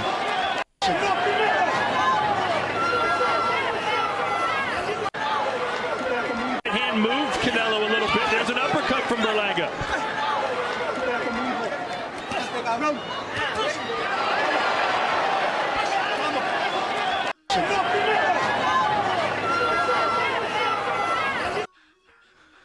All right, so you go. There you got Berlanga just playing with Canelo. Playing some fucking games, people. All right, yeah. What do you think of that, Bob? Yeah, but this is all part of why it was so bizarre to see him fighting the way he was fighting, because it was apparent that he wasn't tired. It was apparent that when he actually decided to, he could hit him. So, like, it just didn't make any sense. It didn't make any sense the entire time I was watching it, just like the Munguia fight didn't make any sense the entire time I was watching it. We're going to look at this one more time. I don't know if we showed it already. Bob said we did. I don't know if we did. This is Berlanga pulling his punches versus Canelo. There, he's catching the shots correctly now, if you guys notice. Berlanga's catching the jab the way he should. It's right next to the head. You catch it in the palm. Right, watch. You can see Berlanga catch the shot. Look, boom. And he catches, he comes back with his own jab. There's nothing on his jab. And then look where he goes. This is what I was talking about. He's throwing like a sweeping left hand and then a straight right hand. He doesn't even throw the right hand. He's pulling all of his punches. I don't know why he's doing that. To me, that's weird. That's weird. Why are you feinting both your jab and your right hand? I don't know why he's doing it. It's weird. Maybe he thinks that Canelo's going to try to catch him. But look, this is towards the end of the fight. Canelo's gassed. You can tell he's drenched in sweat. He's lost all the snap in his punches. Berlanga's clearly just playing with him. He's got snappy movements. You can tell by his body language that he is not tired. But yet he won't put it on this guy. He's just standing right in front of Canelo, not beating the fuck out of him. Where's the combination punching? Where's the power? You're over here, look, pause. Just playing around, just pawing, probing, playing around, catches a shot, comes back with a touch. He's just like, it's like a sparring session. Look, he pulls that fucking right hand completely. That's weird, people. Why is he doing this? Does he not want to win? I mean, like I said, mom's spaghetti, right? Don't miss your opportunity to chance to blow. You know that makes no sense that Eminem said blow, right, Bob? I think he just cut off the end of the phrase "blow up." Don't miss your opportunity to. No, I don't think so. Blow up. I think because it was all about fame and not missing your opportunity to be famous. But you could be right. I thought when he said blow is because he was, speaking, like it was speaking. No, I think it's because he's talking about anxiety. He's talking about like a seminal career moment, right?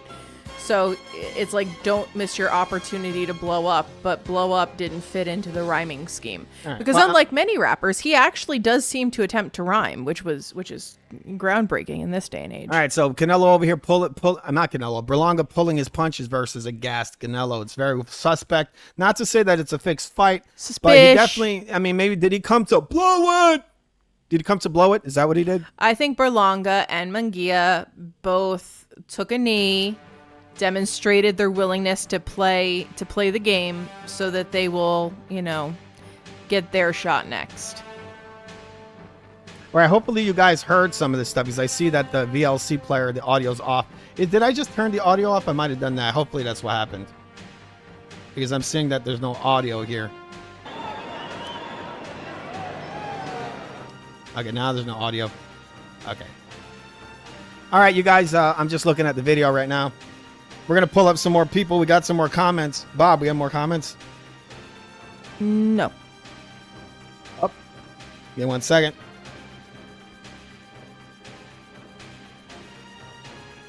I don't know what's going on here. I'm going to fix this. Give me 1 moment. What happened?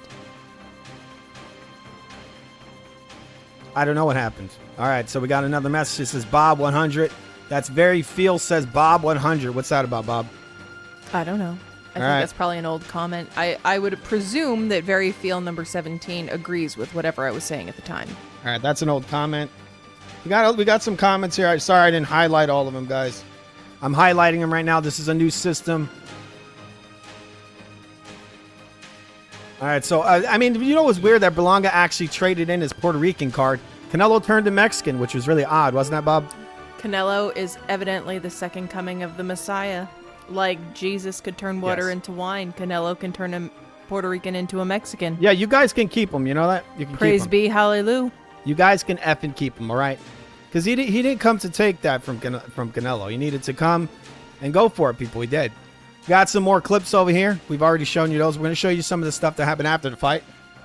Some more, maybe some better angles of these cheap shots that Canelo threw.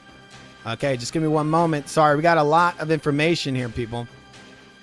Una palabrita de power, Berlanga. Any words on it? All right, so we got Canelo Alvarez. He's being asked about the power of Berlanga. And for some odd reason, to me, Canelo Alvarez just looks more and more like Arnold Schwarzenegger as we go along. He does. Like, oh is my he? gosh. He's like, come on, man, get over here. Yeah. I mean, look at that. That's a fucking HGH. That is a man whose grandfather was most definitely a Nazi. This guy, like, look, this motherfucker took so much HGH that he's become Arnold Schwarzenegger. He's genetically gone back to his roots. The guy's, yeah, man, get a kind of cop tools coming out real soon. Yeah, come and see end of days 3. Yes, it's good. Yeah. Like I say to him in the I say to him, you hit like my son. 10 or 9 rounds, he hit like my son. You hit like my son. I guess he has problems with his son. His son smacks him around, huh? Look at this guy. This guy wasn't like pulling punches and everything. Look at Canelo's face. Look how fucked up his face is. He looks like they beat him with a meat tenderizer. And this guy was hitting him with like touches. For the most of the night, he was getting touched up. Now, they were like big bomb after bomb, right? His face is very puffy. Oh, yeah, he's all beat up. His Like, face. not even just beat up. Like, look at his under eye area. He is puffy. Like, that's what you look like when you have a massive alcohol hangover. Yeah, he needs. I wonder if there was some kind of special IV involved in all of this. I think he needs to stop with the fucking pajamas. This shit's getting boring already. We get it, bro. You got a foot outside the sport. Oh yeah. You run. You know what? What's the Marvin Hagler? It's hard to I guess get up at 5 in the morning and run when you sleep in silk pajamas. Canelo Alvarez is cherry picking his fights, so he does fit he is a diva, people. That's what that means. It's hard to have hard fights when you're a fucking diva.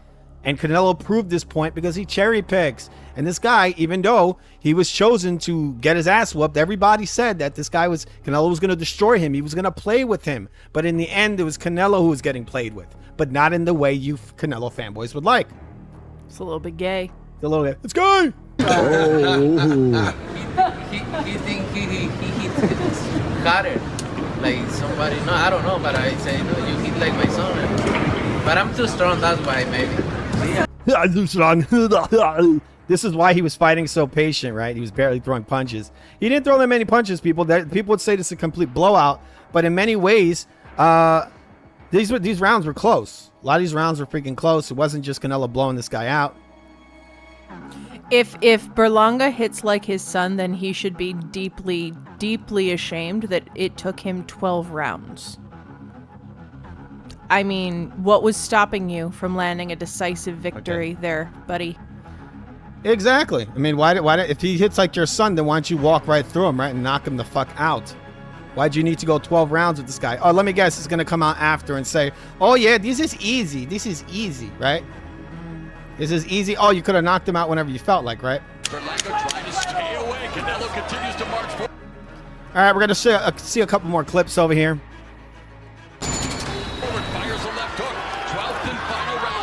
There's an uppercut from Berlanga catching Canelo as he's bending down.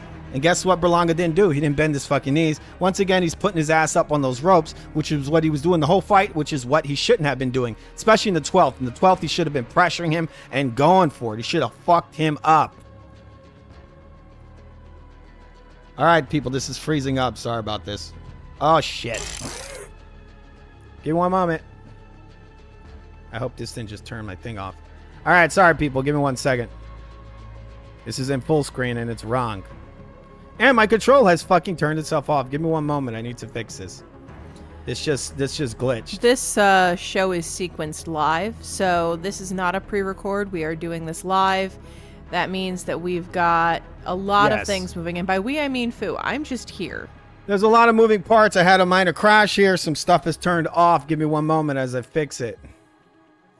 So, yeah, I mean, it's a lot of work. That's why sometimes Fu sounds a little bit distracted. He is sequencing this entire show and making sure all the files are where they belong, and, you know, all of the different graphics and such are working properly, and the audio levels are correct. So he's got a lot going on. He has like 3 monitors he's working off of right now. One of which is like a 50-inch OLED TV that he uses as a monitor. All right, so I don't know. I think Puerto Rican fighters punch pretty damn hard. All right, most of them, or a lot of them, not most of them, just tons of them. You know, just me, mostly me. You know, I punch pretty damn hard. I hurt people. If I punch you, you'll be dead. You'll just die. All right, I got to get back my files. Give me 1 second. I just closed some stuff. You know, it's not everyone's a beta like you, brother. Yeah. Beta. My beta clip. I can't find my other beta clip, Bob. Where the hell is it? I don't know. All right, so we're gonna watch some more Your file clips. management system stresses me out. What'd you say, Bob? Your file management system stresses me out. Yeah. Well, it is what it is. I pieced this together. People were just sick of the brown nosers. Look at this. Sick of this I'm brown not ready noser. to talk about other fights. And I don't really asking for anything. I'm good. And that's fair, Canelo. You've earned the right. You've earned the right to dictate your career and what you want to do. You've earned the right. Yeah. Look.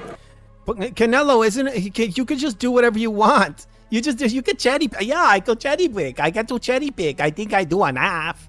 I get to cherry pick. Right, Bob? He gets to cherry pick. That was so disgusting when he said that. So disgusting. He's like, I get to do what I want, and he compares himself to, to these all-time greats. All right, we're gonna look at a couple more files. The power, Berlanga. Any words on it? Couple more files before I get out of here. Now I'm gonna see if I can add the Discord for like the last 10 minutes. See if I get some people to jump in here and talk some shit. See if you guys got some balls. All right, so we're gonna look at a couple more clips of the fight. Then we're gonna look at the post-fight, and then we're gonna get the F out of here. Give me 1 moment. I'm changing the sizes of some of these files. All right. Hopefully this shit doesn't freeze up. I'm dealing with a lot of stuff.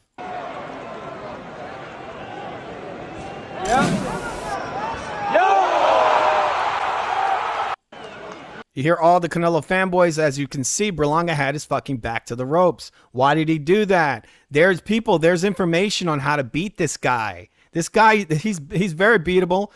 Everything you need to beat him, it's all out there. All the information.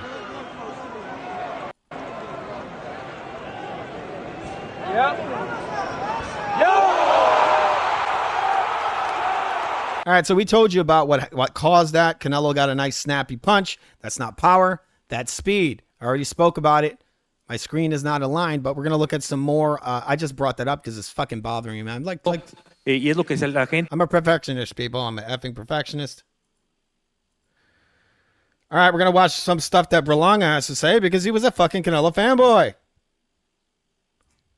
He turned into a Mexican, people. Canelo made him Mexican. Did you know that? I went in there with a legend today, man. We came up short. Obviously, I'm a winner at heart, man. So, I'm a little down, but, I know I won the world after this performance. I got dropped in the 3rd round. I came back and, fought a hard fight. I fought a legend, man. So, a guy like me, right? The whole world was against me, right? And, yeah, they all said that he was nothing and he's going to get beat up. This guy's incredibly green, and he was playing with Canelo, playing with him in the later rounds. I was probably like 0 to 100, like 1 to 100, and on the odds, right? And just facing a legend, man, is something different. It's a blessing too to share the ring with him. But I'm excited. I finally got my feet wet at the highest level, at the pinnacle of boxing. And I feel like, I handled it well. We sold the fight great, and we fought a great fight. We gave the fans what they wanted to see, war. And, that's what Mexicans and Puerto Ricans do, when they go in the ring and share the ring together. Question. I don't know. He could have done a lot better, people. He could have done a lot fucking better. Questions for Edgar Berlanga from the media. Questions. Straight back. Edgar, Dan Raphael here. Heck of a this guy over here is going to build up Berlanga, unlike he did for Oscar de la Hoya's fighter. And this is the business of this, people. This Dan Raphael guy is a total mouthpiece. He says whatever the promotion companies want him to say, whatever the promoters want, network, all of it. So he's going to come over here and he's going to give Berlanga his flowers, right, for simply surviving. I mean, he did all right in spots. He sort of did what he was supposed to do. Really, he was supposed to tire the guy out and then knock him out. That was it. And he could have done it. He just didn't go for it. He didn't go for it. He blew it. That's what he did. So what he's going to do, he's going to build him up. And this is really funny because when there was Berlanga in there, right, at the post-fight with the Berlanga fight, which I think in many ways Berlanga outpointed Canelo. Yeah, Canelo knocked him down, but the guy got up and pieced Canelo up. Canelo was out punched in that fight. But Dan Rafael had the nerve to go in there in the post fight and tell Canelo when Berlanga's sitting right there and he's like, "Oh, Canelo, isn't it true? You could have knocked him out whenever you felt like it. You could have knocked him out whenever you wanted." And so they make it like Berlanga's or Munguia's just some bum. He's just a bum. Why? Because he was an Oscar De La Hoya fighter. But I bet you now that Munguia's not with Golden Boy, they're going to build him up. They're going to be building him up. They're not going to say these. You know, that's a really disgusting thing to say. You have the fighter sitting there who works just as hard as Canelo, possibly even harder. Who knows? And they're going to just basically shit on him, right? Right there. Oh, he could have knocked you out whenever he felt like. And, you know, Canelo didn't have the nerves to say it right. He didn't have the balls to say it in front of next to Munguia, because in that fight, he got hurt. Canelo got hurt to the body, and the referee saved him. And it was the same thing in this Berlanga fight. If you guys didn't notice, there was one point in this fight where Berlanga actually hurt Canelo to the body, and they lied. They said it was a low blow when it was a body punch. This is 2 fights in a row, and Canelo stepped away. He was like, "Oh, help me." Basically, he needed help. The referee saved him, or helped him. Definitely helped him in this fight, because Berlanga had him hurt with a body shot. They called it a low blow. And then they showed the replay, and guess where the replay was? It only showed Canelo's back. It didn't show where the shot actually landed. That's some bullshit. Performance, even in a loss. I wonder if you take solace in the fact that you were able to go the distance with him in a fight that so many people thought that you were going to be knocked out in the early. Just give him everything, right? That's really nice of him to say. Everyone thought he was going to get knocked out. And why wouldn't you, hey, Rafael, whatever, why don't you bring up the fact that this guy was literally playing with Canelo like he was a nobody? Part of the fight.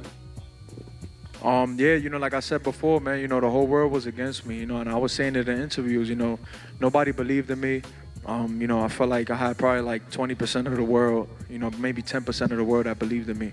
You know, they thought I was going to probably get knocked out in 2-3 rounds, you know, but it was a great fight, man. I knew, you know, that it was going to be a great fight at the end of the day, man. You know, I'm a warrior.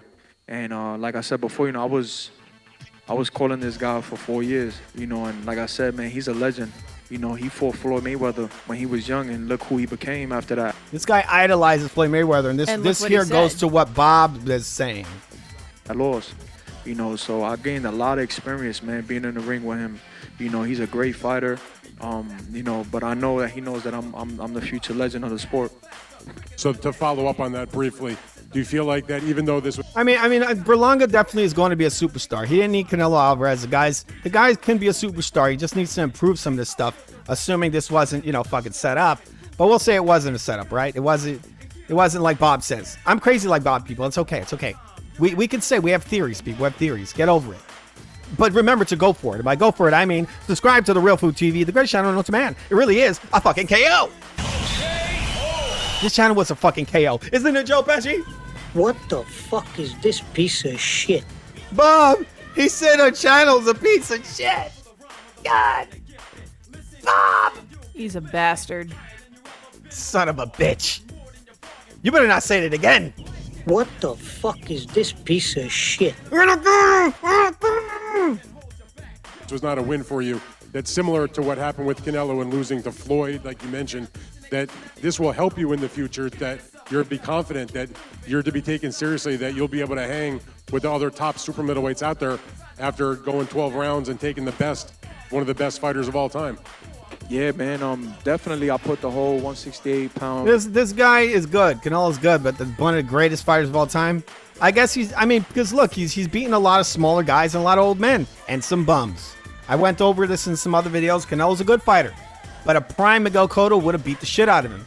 Even an old one possibly beat him. This questionable fight. Austin Trout. That was he might actually beat Canelo Alvarez. You go back and you score that fight correctly. I think Austin Trout has a case. Same thing with Lara. He has a case. Anytime Canelo kind of steps it up, he has these questionable wins. I mean, he can knock out some bums like Billy Saunders or whatever Euro bums that he's fighting. But, you know, he fought Triple G and he lost twice. They try to make that like that was people. He lost the first 2 fights. Then he fought the guy when the guy was an old man. And to me, it looked like Triple G took it easy on Canelo. And I said it after that second Triple G fight that Canelo's never going to be the same. He ate some punches that sound like somebody hit a fucking brick wall with a baseball bat. I mean, it's just like a wood baseball bat in his head. You can hear the shots were so hard that were hitting Canelo in his juiced up head that everybody in the arena went, whoa, right? Division on notice. I know that they know that I'm coming to fight. And listen, you know, facing a guy like Canelo, right? He's the man. He's the top dog at 168. You know, there's no bigger than him. You know, at the 168 division, he's a Floyd Mayweather. He's a Manny Pacquiao. He's that type of guy. Bro, he ain't no fucking Manny Pacquiao. I'll give it to him. He's a Floyd Mayweather. I do enough. Right? This is money ginger weather. This is the new version of Canelo, people. This is the cherry picking Canelo. But he's been cherry picking for a while, people. He's been cherry picking for a while. He had no business ever fighting a Josecito Lopez or Amir Khan or Billy Saunders or any of these fucking bums. If he's the best, he shouldn't be fighting any of those guys. He should, but you know, he should be fighting David Benavidez. But he don't want to do that because David Benavidez truly is the future of this division. Canelo knows that if he fights Benavidez, that he's finished. Benavidez is he's gonna take that payday, and it don't matter how much it is. He said I'll take $5 million and he'll come in and he will destroy Canelo. Canelo knows this. So he's trying to prolong his career by cherry picking. This is why he's talking about going up in weight and then holding those belts hostage, fighting Bivol, and possibly, who knows what he's going to do with Bivol. Maybe Bivol will take a handout, you know, take one for the team, right? Or maybe he'll beat Canelo again, but it'll be at 175, right? Canelo will not fight that guy at 168. It's never going to happen because he don't want to lose it. He don't want to lose that fucking status. He wants to keep cherry picking. He might actually fight Conor McGregor next, from what I hear. Conor McGregor, or maybe he'll fight Caleb Plant. This is what he does. This is what he's going to keep doing. And people got to hold his feet to the fucking fire. Bro, look, you're not Manny Pacquiao. Manny Pacquiao was fighting guys into his fucking old age. He was fighting Keith Thurman. He was currently trying to fight Tank Davis. What the fuck are you? You can't compare this guy to Manny Pacquiao. You can't. That's ridiculous. You can compare him to Floyd. That's all right. Guy, you know, when you fight him, it's like a concert, you know, and I feel like I handled it. Yeah, like a concert. Yes. That's a weird way to put it, right, Bob? It's a performance. It's like, hey, this is like a WWF fight event. That's weird. A concert? What? I handled it very, very well. Very well. I gave my part, you know, and people laugh, right? But for real, right? He's a guy that I looked up to growing up, man. You know, and obviously I didn't want to tell him that, you know. I didn't want to tell him, yo, you're an idol to me. You know, I didn't want to say that because it's like, damn, I'm about to fight this dude. But he's somebody that we always studied, that we always looked up to. And I wanted to fight him. I'm like, damn, I want to fight my idol. But I never told him, you know, I never told the media, I never told nobody, you know, because I felt like people would have really thought that I was going to go out there and just take a knee or something just to get the opportunity to fight my idol, you know. Yeah, this is what we pointed out the last time. The guy did he just let the quiet part out loud? Did he just say something that happens in the industry, Bob? Sounds like he might have. Can you speak just a little bit louder, Bob? Sounds like he might have. Yes, I mean, that's a weird thing to say. He literally just said that they might have thought, and he's saying he's basically revealing that he hides things from the public, and he's thinking about how they think. You know, this is actually the way people who manipulators, you know, he's kind of a smart guy, but he understands public opinion. He understands how to present yourself to the public, how to sell a fight. It would have been so he's flat out saying here that he doesn't want to say this because then they think he's going to take a knee. That's a weird thing to say, right, Bob? I think it is. It would have made the loss too implausible. He doesn't want the public to think that he was going to take a knee. Like, why would we think you're going to take a knee? Is that a thing that happens in boxing? Especially considering he's saying that, oh, everybody thinks it's going to be a blowout and he's going to beat me and nobody believes in me. So if you think nobody believes in you, then why would you be concerned that they would think that you took a dive? They would just assume that it went according to what they thought it would, right? Yes. Man, I know, you know, that it was going to be a great fight at the end of the day, man. You know, I'm a warrior. And like I said before, you know, I was calling this guy for 4 years, you know, and like I said, man, he's a legend. You know, he fought Floyd Mayweather when he was young, and look who he became after that loss. You know, so I gained a lot of experience, man, being in the ring with him. You know, he's a great fighter, you know, but I know that he knows that I'm the future legend of the sport. So to follow up on that briefly, do you feel like that even though this was not a win for you, that's similar to what happened with Canelo and losing to Floyd, like you mentioned, that this will help you in the future, that you'll be confident? That is funny. You take that knee, right? Who knows if he took a knee, people, but he wasn't going for it. You had this guy, like I said earlier, this is the way boxing works, people. The old take out the new, take out the old. Unless it's Manny Pacquiao or a great, like even like a guy like Bernard Hopkins, who's a lot more crafty than Canelo, people. This is what's supposed to happen in boxing. The young man takes out the older one. And it doesn't matter if the older fighter is a great fighter. Many times they get blown out by the younger fighter. We've seen this. This is the test of the future. When the new fighter comes to see that he's the future, he takes out the old. And what we see here in this fight, from what I see, it looks like a guy who wasn't putting his best foot forward. He was in the later rounds kind of playing around. He's like, hey, look, I'm beating up my idol, right? Or I'm playing with my idol. We're having like a fucking, it looked like a sparring session later in the fight. And this is what I feel like with Canelo fights. Like, people, I know that Kovalev fight with Canelo is highly suspect. That shit to me looks fake. Canelo forgot how to punch. Not Canelo, sorry. Kovalev forgot how to throw hard punches. That to me is very, very suspicious. And what you see in that fight, you see a lot of pit-pat, right? And so I feel like I saw some of that in here, but I don't know if Canelo openly knows that these fights are possibly fixed. And that maybe, who knows, people, we don't know. I don't know. Boxing could be a very dirty business when a lot of money's involved. You're talking about millions and millions of dollars, you know? People want to see Canelo fight Benavidez, and they're going to kind of try to keep protecting him till he fights the guy, I think. So who knows what happened here, people? Maybe Canelo doesn't know about this stuff, but the other fighter does. Like Kovalev knows what's up, right? This guy might know what's up. Bivol might have known, because Bivol didn't try to knock Canelo out. He could have knocked him out, people. It was very similar to obviously Bivol owned Canelo the whole fight pretty much, but later in the fight he could have got Canelo out of there. Canelo was dead around the third round in that fight, and Bivol basically carried Canelo through the whole fight. That's what I saw. It looked like he got carried because he had nothing for Bivol, nothing. And you saw in this fight Canelo had some pop. You know, very fast hands. He has explosive hand speed at times, but not hand speed. He's singular shots. He's very explosive, especially with the left hook. But, you know, later in the fight, he had lost all the snap on his punches. Canelo had lost all the snap on his punches, and you can clearly see Berlanga was not gassed out. And he was just playing with him, people. He talking shit to him, letting him throw punches, hitting him with little taps here and there. He's not hitting him with the mother load, you know, straight jab, right hand to the head, left hook to the body, straight right hand again, overhand right, jab, right overhand, you know, just taking it to him and beating the fuck out of him. And we've seen this guy throw combinations in his other fights. So where was the fucking beast? Why was he acting like, everyone keeps talking about how he's the bigger man, then why wasn't he acting like the bigger man, right? This was his meal ticket. This was his way into the limelight, right? This was his big moment. So why is it that he's content in basically just not giving it his all? Bob? It's you know, he's basically saying like, oh, I made it. I've made it, even though you didn't beat him. yeah. But that's the same attitude Canelo had after the Mayweather fight, which is why, you know, when I look at this, I'm like, oh, okay. So Canelo has become Mayweather. He has stepped into that role where you have to bend your knee to him. You have to lose your undefeated record. You have to get a little tarnished. And then they will say, okay, well, you'll clearly play ball. So now we will craft your career.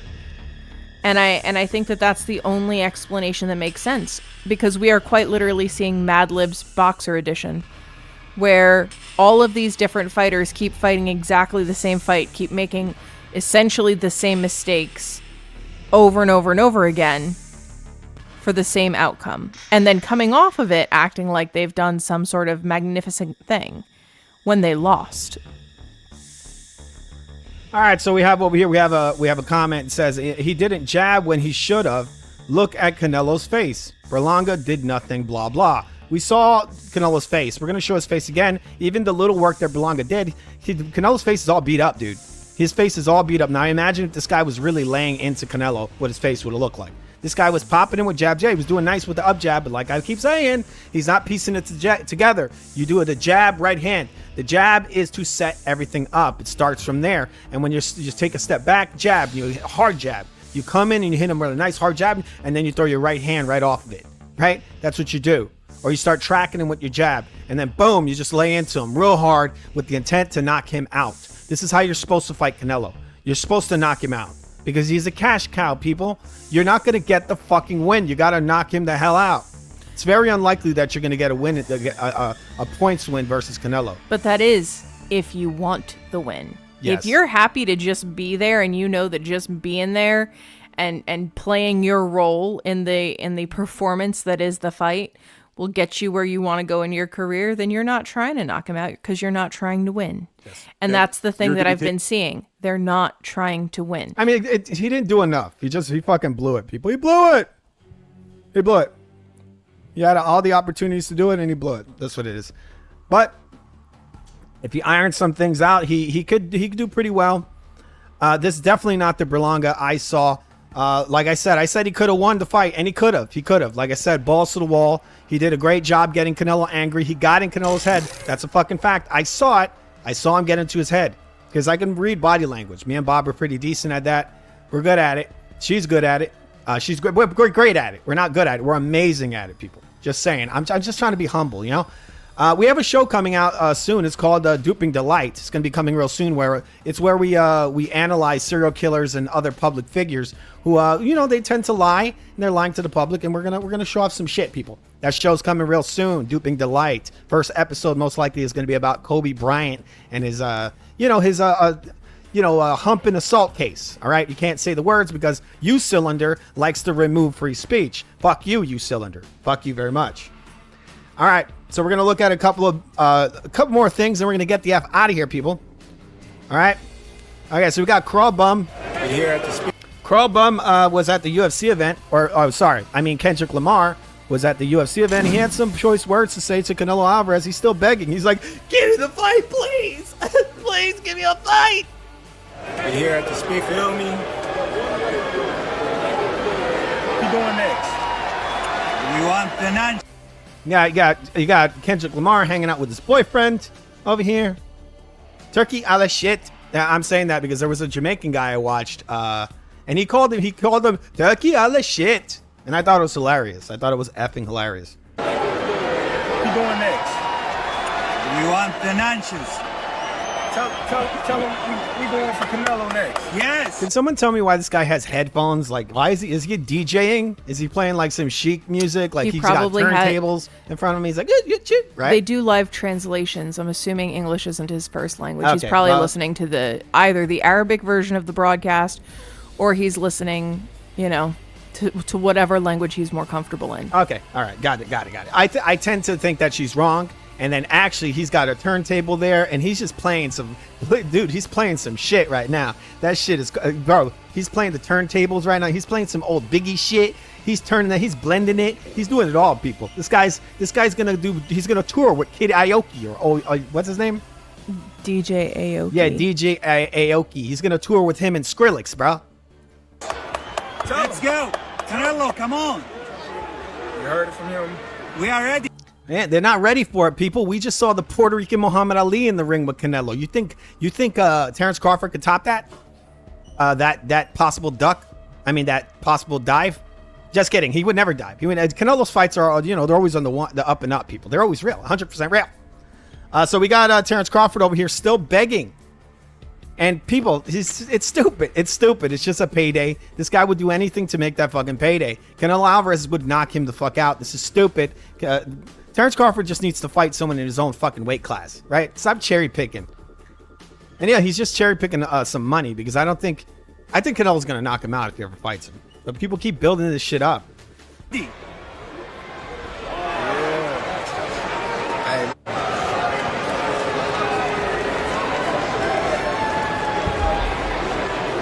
What the fuck is that? You're gonna do a live stream and just stare at the fucking camera? What are you? What are you fucking what's this guy's name, Bob? What's his name? Kendrick Lamar? No, not Kendrick Lamar. Oh, I don't know. I'm talking about this guy.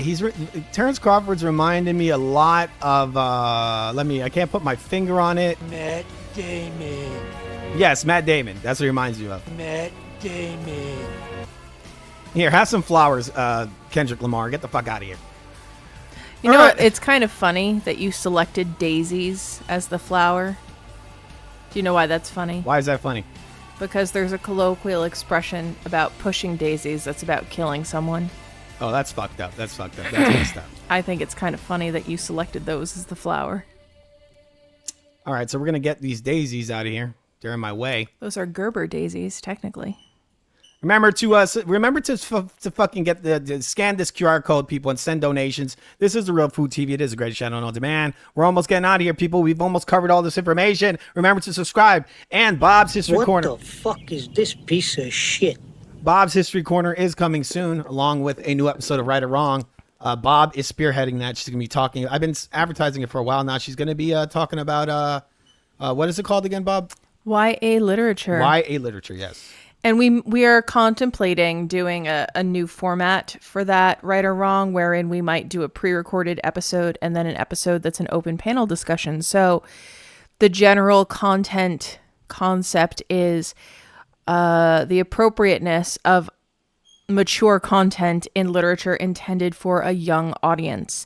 So I'm not going to give too much of it away. Yeah, but she's not going to give away too much of it. If you watch the pre-recorded video and you have strong opinions on the matter, please let us know in the comments below, and maybe we can have an open panel conversation about what y'all think. Maybe we will open up a panel and we'll try to do it. If you want to come in there and talk, you can. If not, go fuck yourself. Just kidding.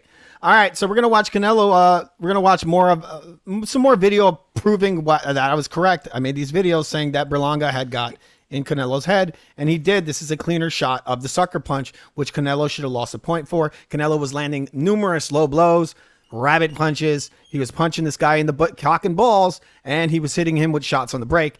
And once at one point in the fight, Canelo's getting his face jabbed off, and he pushed Berlanga's head down and hit him with 2 consecutive kidney punches. That should have been a point. That should have been a disqualification. That was intentional, and that was right in front of the ref, and the ref didn't give a shit.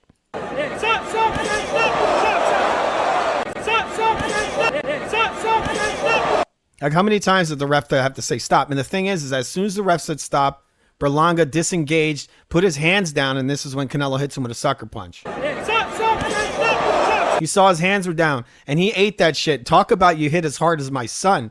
Berlanga's like, what? Wait, did I just get hit by a fly? Did a fly just hit me, bro? Pathetic.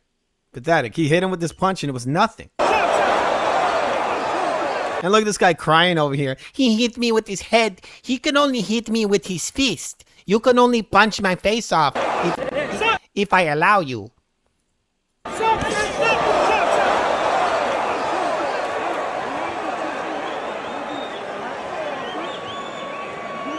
People, even with his special tacos, he still can't muster up much. He can't seal the deal, man. That would have been, like, honestly speaking, Berlanga went down in a flash knockdown. That was not a power shot that put him on the canvas. He never lost his senses. It was a flash knockdown because he didn't see the punch coming. I mean, functionally, Canelo was unable to actually hurt him. Canelo was supposed to be this, like, ultra beast, super beast, power puncher, giant killer, right? And yet Edgar Berlanga stood right in front of his fucking face, not throwing a damn lick of nothing for 12 rounds, and came out looking like he just had a particularly rough sparring session. So, I mean, it speaks volumes that Macumbi is a harder puncher than Canelo Alvarez. And yet, all of these hungry, young, talented, durable fighters keep having this completely mysterious inability to beat him. Just saying. That's it. It is what it is, people. The guy throws a sucker punch and it doesn't mean shit. It just means nothing. We're almost out of here, people. We're just gonna go through a couple more pieces of information, and then we're gonna get the F out of here. It was a 12-round non-war where I don't know. I'd say that it was basically, if you want to get to it's its simplest level, this was a scam. This was a diva event that no one wanted except for Canelo Alvarez. He's almost, he's in his retirement tour right now. Again, like I've been saying, he doesn't want the hard fights anymore. He don't want it. He wants what they call easy work, like Floyd would call easy work. There's some work involved. This is why when you bring him the fight, when one of these fighters bring him the fight, it's going to be a whole different story. Now, Berlanga did not come and bring him the fight when he could have. He had worked on him for weeks. He got in his head. It's obvious. How many times do I have to say it? He got in his fucking head. It showed in the ring. Rabbit punches, You know, rabbit punches, low blows, hitting him with hit punches, hitting him on the break, doing all kinds of dirty stuff. It worked, but Berlanga did not capitalize on it. That's his big issue. And why did he not do that? I don't know. We can speculate, but you know, it's fucking shit, bro. It's big Canelo walking them down all night. Yeah, and one of the ways to score a pro fight is aggressiveness, effective aggressiveness. It's big Canelo walking them down. Saying Canelo walking him down all night. It's funny because if this was Lara or if this was Floyd Mayweather, they wouldn't call this walking him down. They would call this slick boxing. They would call this intelligent boxing. Berlanga's doing things right. He's not moving fast enough, but he's walking Canelo onto shots. Only problem is he's not throwing the shots. You stop your feet, you throw a straight right hand. You throw a jab, straight right hand. You know, jab, straight right hand. You swoop under, throw a left hook. You can do all kinds of stuff. He's not throwing the punches. He's got part of the game, not all of it. Walking them down all night. There he goes, slipping off the angle, slipping off the line, pops the shot down. If that was Floyd Mayweather, they would say, beautiful, beautiful defense. But it's not Floyd, so it's not beautiful, right? And one of the ways to score a pro fight. They would call this beautiful boxing if this was Floyd Mayweather in there. What do you think of that, Bob? Absolutely. That would be, oh my Be God, like, look at Floyd, oh my God, the beautiful boxing. Aggressiveness, effective aggressiveness. Effective aggressiveness. Where's the effectiveness?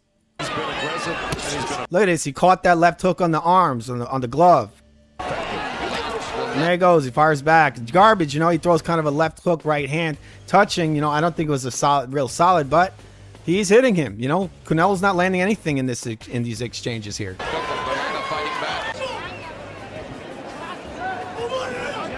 Berlanga putting himself up on the ropes. If you're gonna try to fucking box, you should be circling away from the ropes. What is he doing? There it is. There's the left hook. Does it land? No, it doesn't. It's on the glove. That's intelligent defense. And he's got Canelo working here, which in some ways could be a good thing. But he didn't take advantage of it later in the fight. He blew it! There he goes, coming back with the right hand, and he hits him. Canelo rolls with it. He does Mexican style. This is a lot of Mexicans. They turn their head.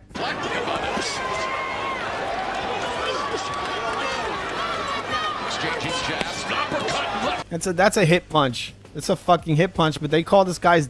I mean, people, you don't count fucking hit punches. The referee needs to come up to Canelo and say, bring him up, motherfucker. Look at that right hand, how labored that is. This guy's dead tired. Berlanga's still fresh, and he's not putting on him. Look at him. He's fucking dancing around, playing with him. I thought Canelo was supposed to smoke this guy. Hey, guys? Everyone said that he was just going to play with him. This is what everyone said. All these intelligent guys, he's going to play with him. I told you Canelo's fucking overrated, didn't you? Didn't I? I told you years ago that this guy's shot. This is why he's cherry-picking his ass off. He knows Benavidez will fucking crush him. Because Benavidez ain't playing with Canelo like this. He's going to come straight in and knock him the fuck out. He's going to piece him up. He's going to outwork him, right? Because they wanted to compare Canelo to Manny Pacquiao. Manny Pacquiao took on Margarito. In many ways, Benavidez is Canelo's Margarito. But Canelo's never going for that true greatness. He not fighting no beasts. The first Triple G was a beast, and he beat Canelo twice. The second biggest beast of Canelo's career, the one that'll actually put him, I would think, in the Hall of Fame, truly put him in the Hall of Fame, which is if he fights and beats Benavidez. Because Benavidez has a nightmare style for Canelo Alvarez. Canelo will be bullied. He never fights bullies. Guys, Triple G in some ways, he was a strong puncher, but he didn't have that kind of explosive hand speed where he's just like blitzing you out, beating the fuck out of you, throwing shots so fast you can't see them. Canelo had the speed advantage in those fights. Benavidez will outwork and outspeed Canelo, and that's why Canelo will never fight him. Also, Benavidez has way more weapons than Canelo does. Benavidez is a great lead uppercut. He has hand speed. He has all kinds of combinations, people. Bob? Yeah, I mean, I think that Benavidez has a great shot, unless he gets the same conversation that Munguia and Berlanga got. And I don't know. No, I don't think it's going to happen soon because he's the future. That's the difference. Benavidez is the future.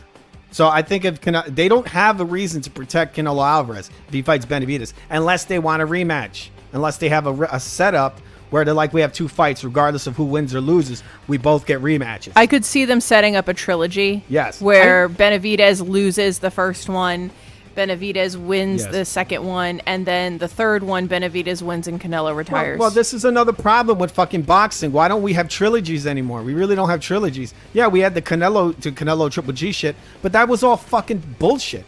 The guy, those people, Canelo lost both fights, the first and second. That shit should have been done right there. He never should have been able to fight Triple G a third time. He lost the first and second fight.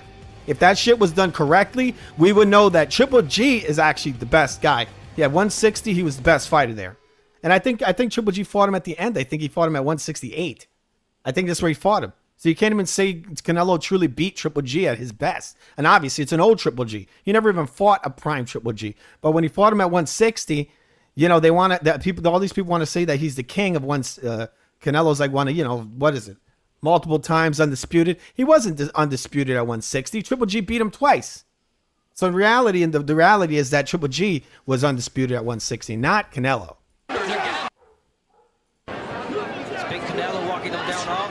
All right, so Canelo walking him down all night, like I just said. If this was Floyd Mayweather, they would call this beautiful boxing. It's not Floyd, so they say Canelo's walking him down. You know, it's whoever they want to look good, right?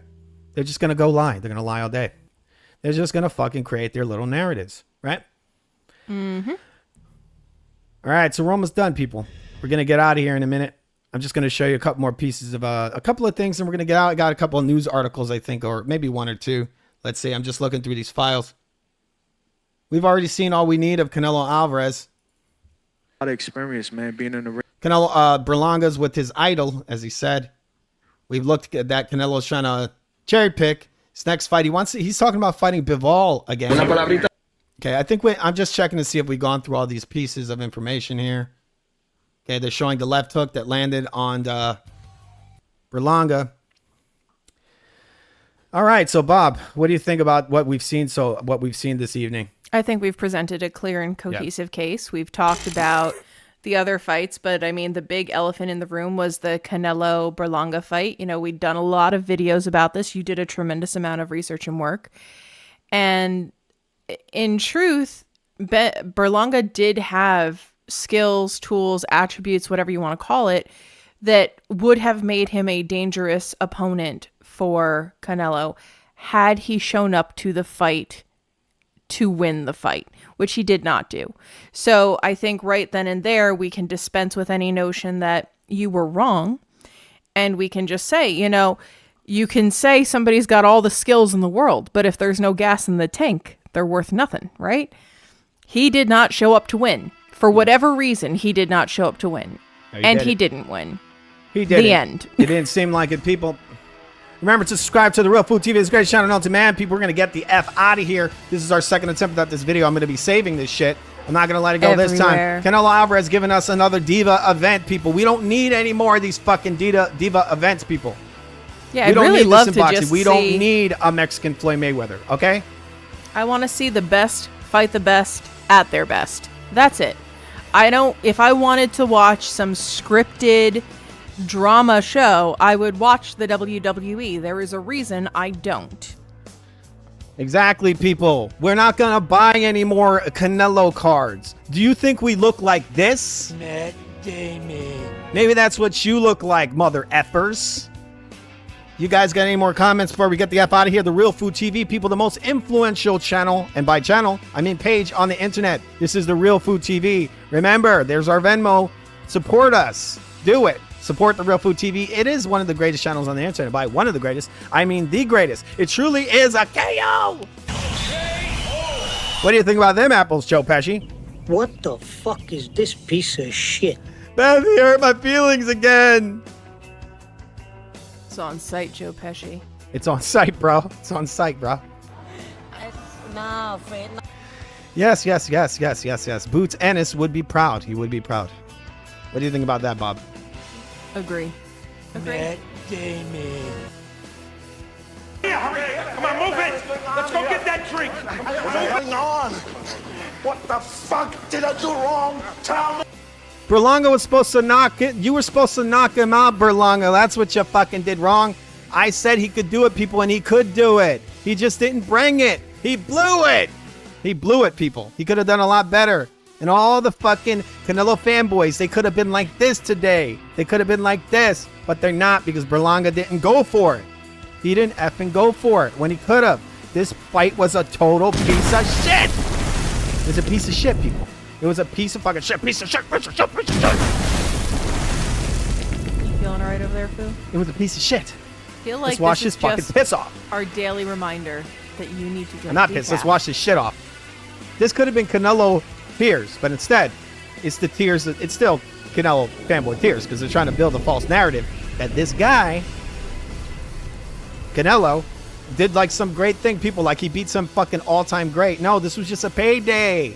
This is a payday. They wanted to bring in the Puerto Rican fan base and the Mexican fan base, and they robbed your ass. They robbed you.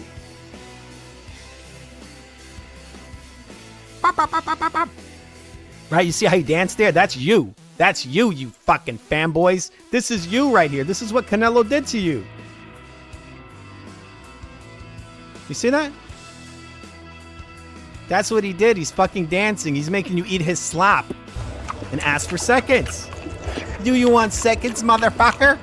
Motherfucker? Is this what you really look like? You motherfuckers look just like.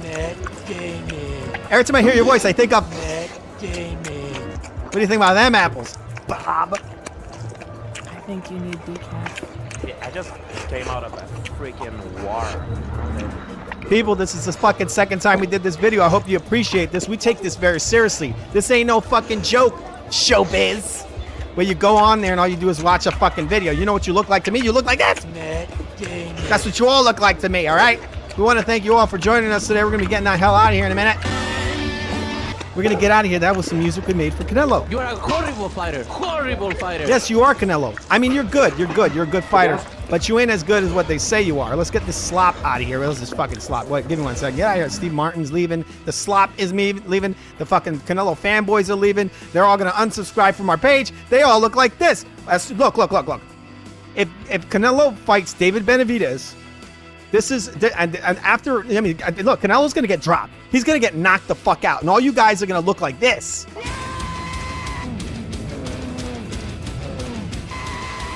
That's what you're going to look like. That's what you're going to fucking look like, all right? You guys are going to look like that, aren't you?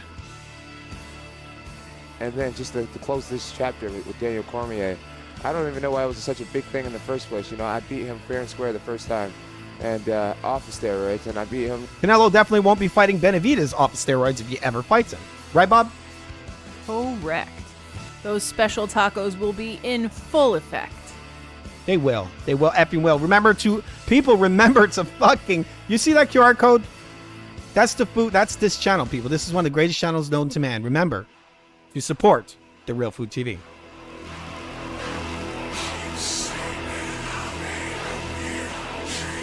Oh, beautiful, guess what? You couldn't wipe my drawer. You hear me? Oh, beautiful. I'm God and I've killed everybody. Now what? That's Canelo Alvarez in that article where he said, well, I fought everyone. I fought everybody already. Yeah, Canelo. That's when Canelo's completely gone full diva, where he thinks he's fucking God now. Sorry. Where he thinks he's a God. All right? We don't want to be disrespectful here to anyone. This is when he thinks he's God, yes. When you have a relationship with a man, you know, when you love a man, you know, with another man. Yes, Canelo Alvarez fans, that's you. That's a video for you guys. Why do you love this guy so much? Calling a complete stranger by a little like absurd pet name. Nello. Wanted that gold medal. You send I him know it's chocolates emotional, and but you walk away Valentines with a and silver things. medal. Is he your phone wallpaper?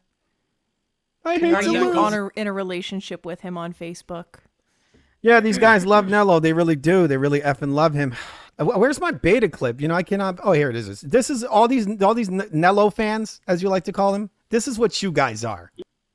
Yeah. Beta. That's what you guys are, right? Right, Bob? They're fucking betas. It has literally never once in my entire life occurred to me to come up with a pet name for a person I don't know. That is so bizarre. That's bizarre, people. That's like stalker behavior. I mean, look. Like, are you trying to buy pairs of his under trousers? You guys are after just a he's worn bunch them? of, yeah, because these guys are a bunch of beta. You guys are beta. That's what you are. Like, the man love is That's real. what you guys say every time you see Canelo on TV. Guys, you got to count the punches, not the Great ass! You don't count the great ass. That's not what counts. What counts are the punches, not the Great ass! You guys don't even look at punches because you just a bunch of Beta! What do you think of them apples, Bob? These guys are a bunch of betas, aren't they? I just think it's really bizarre for other grown adult men to be giving grown adult men they don't know pet names. Yeah, that's a weird move. Oh, wait. That's a weird move. Yeah, that's like that guy, what was it, Vegas guy? He's like, look, Canelo's smiling. Oh my God. He's like hot around the fucking collar. He's watching Canelo Alvarez smile on TV. And he's all like, yeah, look at Canelo smile. Berlanga felt, well, I'll show you. Give me one second. I gotta Like, find you the know, video. Taylor Swift has the Swifties who like know- fly across the world to see her perform her pop drivel. A what? Taylor Swift, she calls her fans Swifties. That's disgusting. So Canelo Alvarez has like Nellies. Oh, wait. You know, they're making a new Chucky movie, right? You guys, I heard that Canelo Alvarez is starring in it.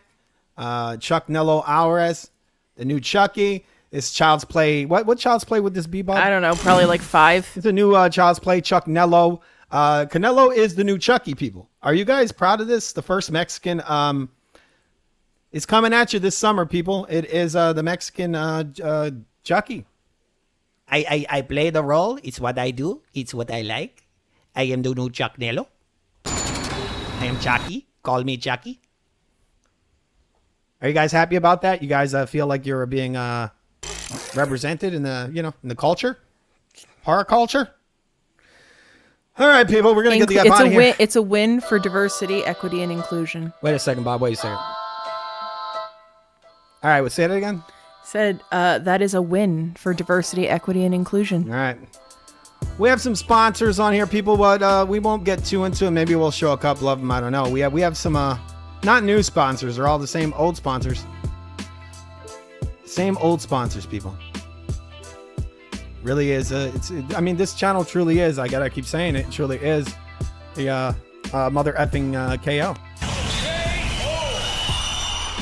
We want to thank you all for joining us on this very special episode of Boo Sports. This was the second attempt at this. Hopefully this has been entertaining in some ways.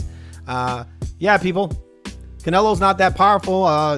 McCumbee showed that. He's got explosive hand speed at times, singular punches. It's not very hard to avoid. He just basically showed, McCumbee showed that Canelo's not the biggest puncher. And Berlanga showed that Canelo's not the most dangerous fighter in the ring. Everybody talks about, watch out for the counter punch. Watch out for the counter punch. He's going to hit you with the counter. Where was the big counter punch, bro? Where was it? That wasn't a counter punch. Canelo was basically winging out punches, his very fast hands, and he just threw the punch. He landed it. If that wasn't a counter, it was Berlanga who put his hand down and ate that punch. That had nothing to Canelo throwing the punches. Yeah, obviously, Canelo likes to throw his hands. It's similar to like Manny Pacquiao, Manny Pacquiao would just keep throwing and blitz your face. And then if you put your hands down for a second, you're eating a shot. What it does is it keeps your hands at home. This is why you got to slip off the line, right? And all that swoop undershots and all that. Berlanga making some mistakes. We have no why. Later in the fight, Berlanga really didn't put it together, people. Either he blew it or he blew it on purpose. Maybe he blew it on purpose, right? Maybe. That's my We're not hypothesis. saying he did. Bob believes that. She's entitled to her opinion. So am I. I'm crazy as well. We're all crazy. It's all right, people. Because you know that a conspiracy, people, is a sign of intelligence, right? You know that, and knowing that, because saying that there's no such thing as conspiracies is the same as saying there's no devil. The devil's not real. And when you believe the devil's not real, this is what you look like. Matt Damon. That's what you look like. Would you like to look like Matt Damon? Would you like to look like Matt Damon? But remember, people, we're all a little bit like Matt Damon. We're all Matt Damon. But one thing we're not, me and Bob, are Beta. We're not beta like you guys, and we want to thank you once again for the millionth time for coming over here. We'll see you guys later. Would you like to know a little fact before we leave? All right, give me the fact, Bob. Eddie Reynoso has a tattoo of Canelo Alvarez on his arm. What do you mean, his face? Of a full body shot, like from top of his head to the top of his trunks of Canelo Alvarez. Oh, with that said, look at this. Sorry, when I fought with Miguel Angel Cotto, I have every... All right, he talks about how Eddie Reynoso grabbed his wiener. Canelo's wearing his boxing gloves and Reynoso helped him pee. Literally helped this fucking guy pee. Help me. Help me. This is what he did. And sometimes when Reynoso comes over for a taco dinner, Canelo comes out. Guy's not wearing gloves or anything. He's like, help me. Help me. You got addicted to it. You got addicted. You Canelo fanboys would be doing the same thing. You would. Because you guys just a bunch of fucking betas. You let this guy push you around. You would do that, wouldn't you? I know it. Beta! Right? Yeah. Y'all can boo all you want. Suck a dick, no homo. No. I'm retarded? Yeah, you are, guys. You are. You're obsessed with this guy, and this guy, all he did is fucking rob you. Matt Damon. He robbed you, Matt Damon. We're getting the F out of here. Again, this diva event. We're sick of these diva events. We don't need a fucking Mexican Floyd Mayweather. We're done with Floyd Mayweather. He was killing boxing, people. He was fucking killing boxing. We don't need another one of those guys. We're going to get the F out of here, people. Bob, anything in closing? I just got to say goodnight. Have a good night, everyone. Thanks for joining us. It was very nice of you to do that. And have a good night. See you later. Bitches. All right, see you later. Bye.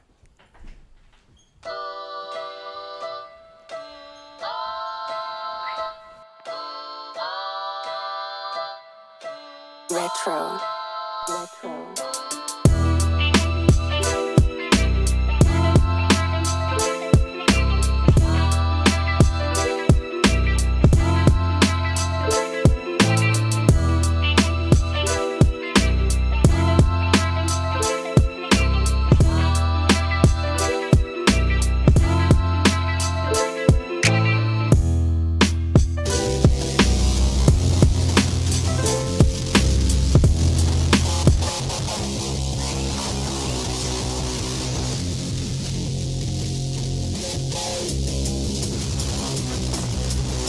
Maybe you can handle yourself one of them first-class tickets to the resurrection.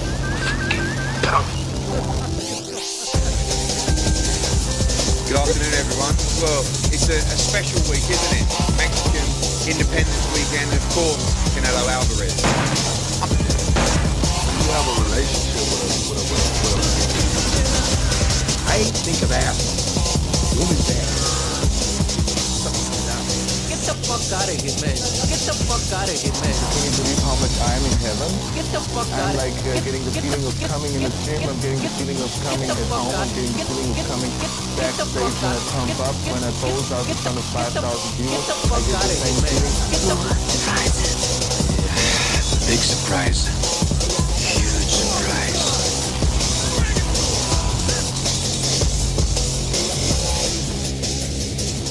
All the way up it!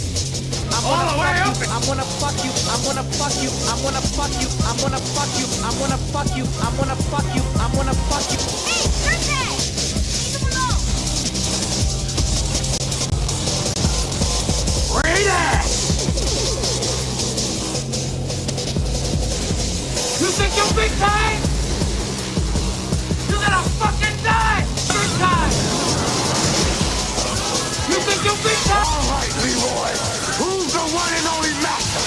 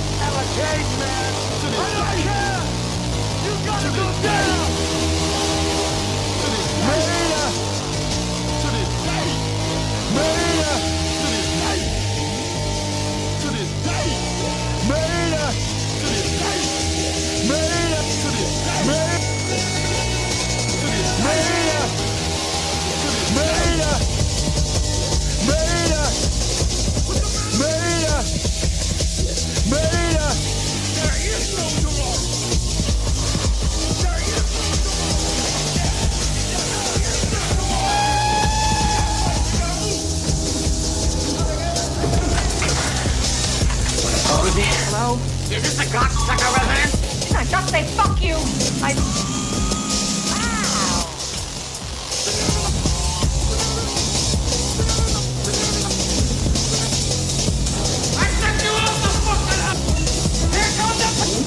What are you doing?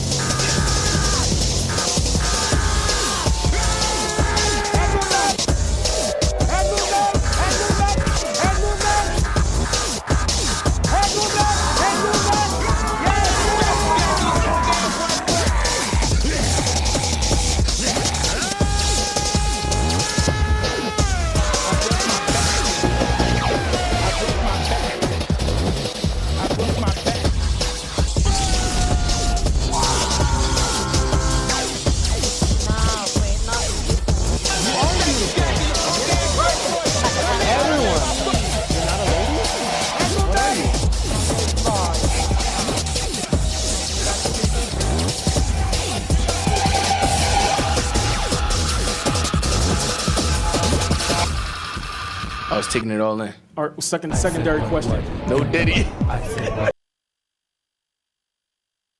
What the fuck is this piece of shit? What the fuck is this piece of shit? What the fuck is this piece of shit? I have everything, Lord. What the fuck is this piece of shit? What the fuck?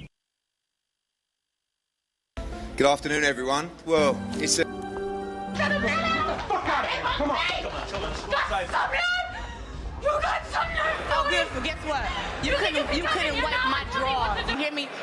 Oh, beautiful. Guess what? You couldn't wipe my drawers. You hear me?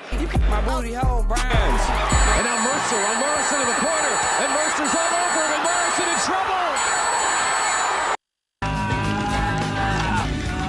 I just came out of a freaking war, you know, the guy that hit like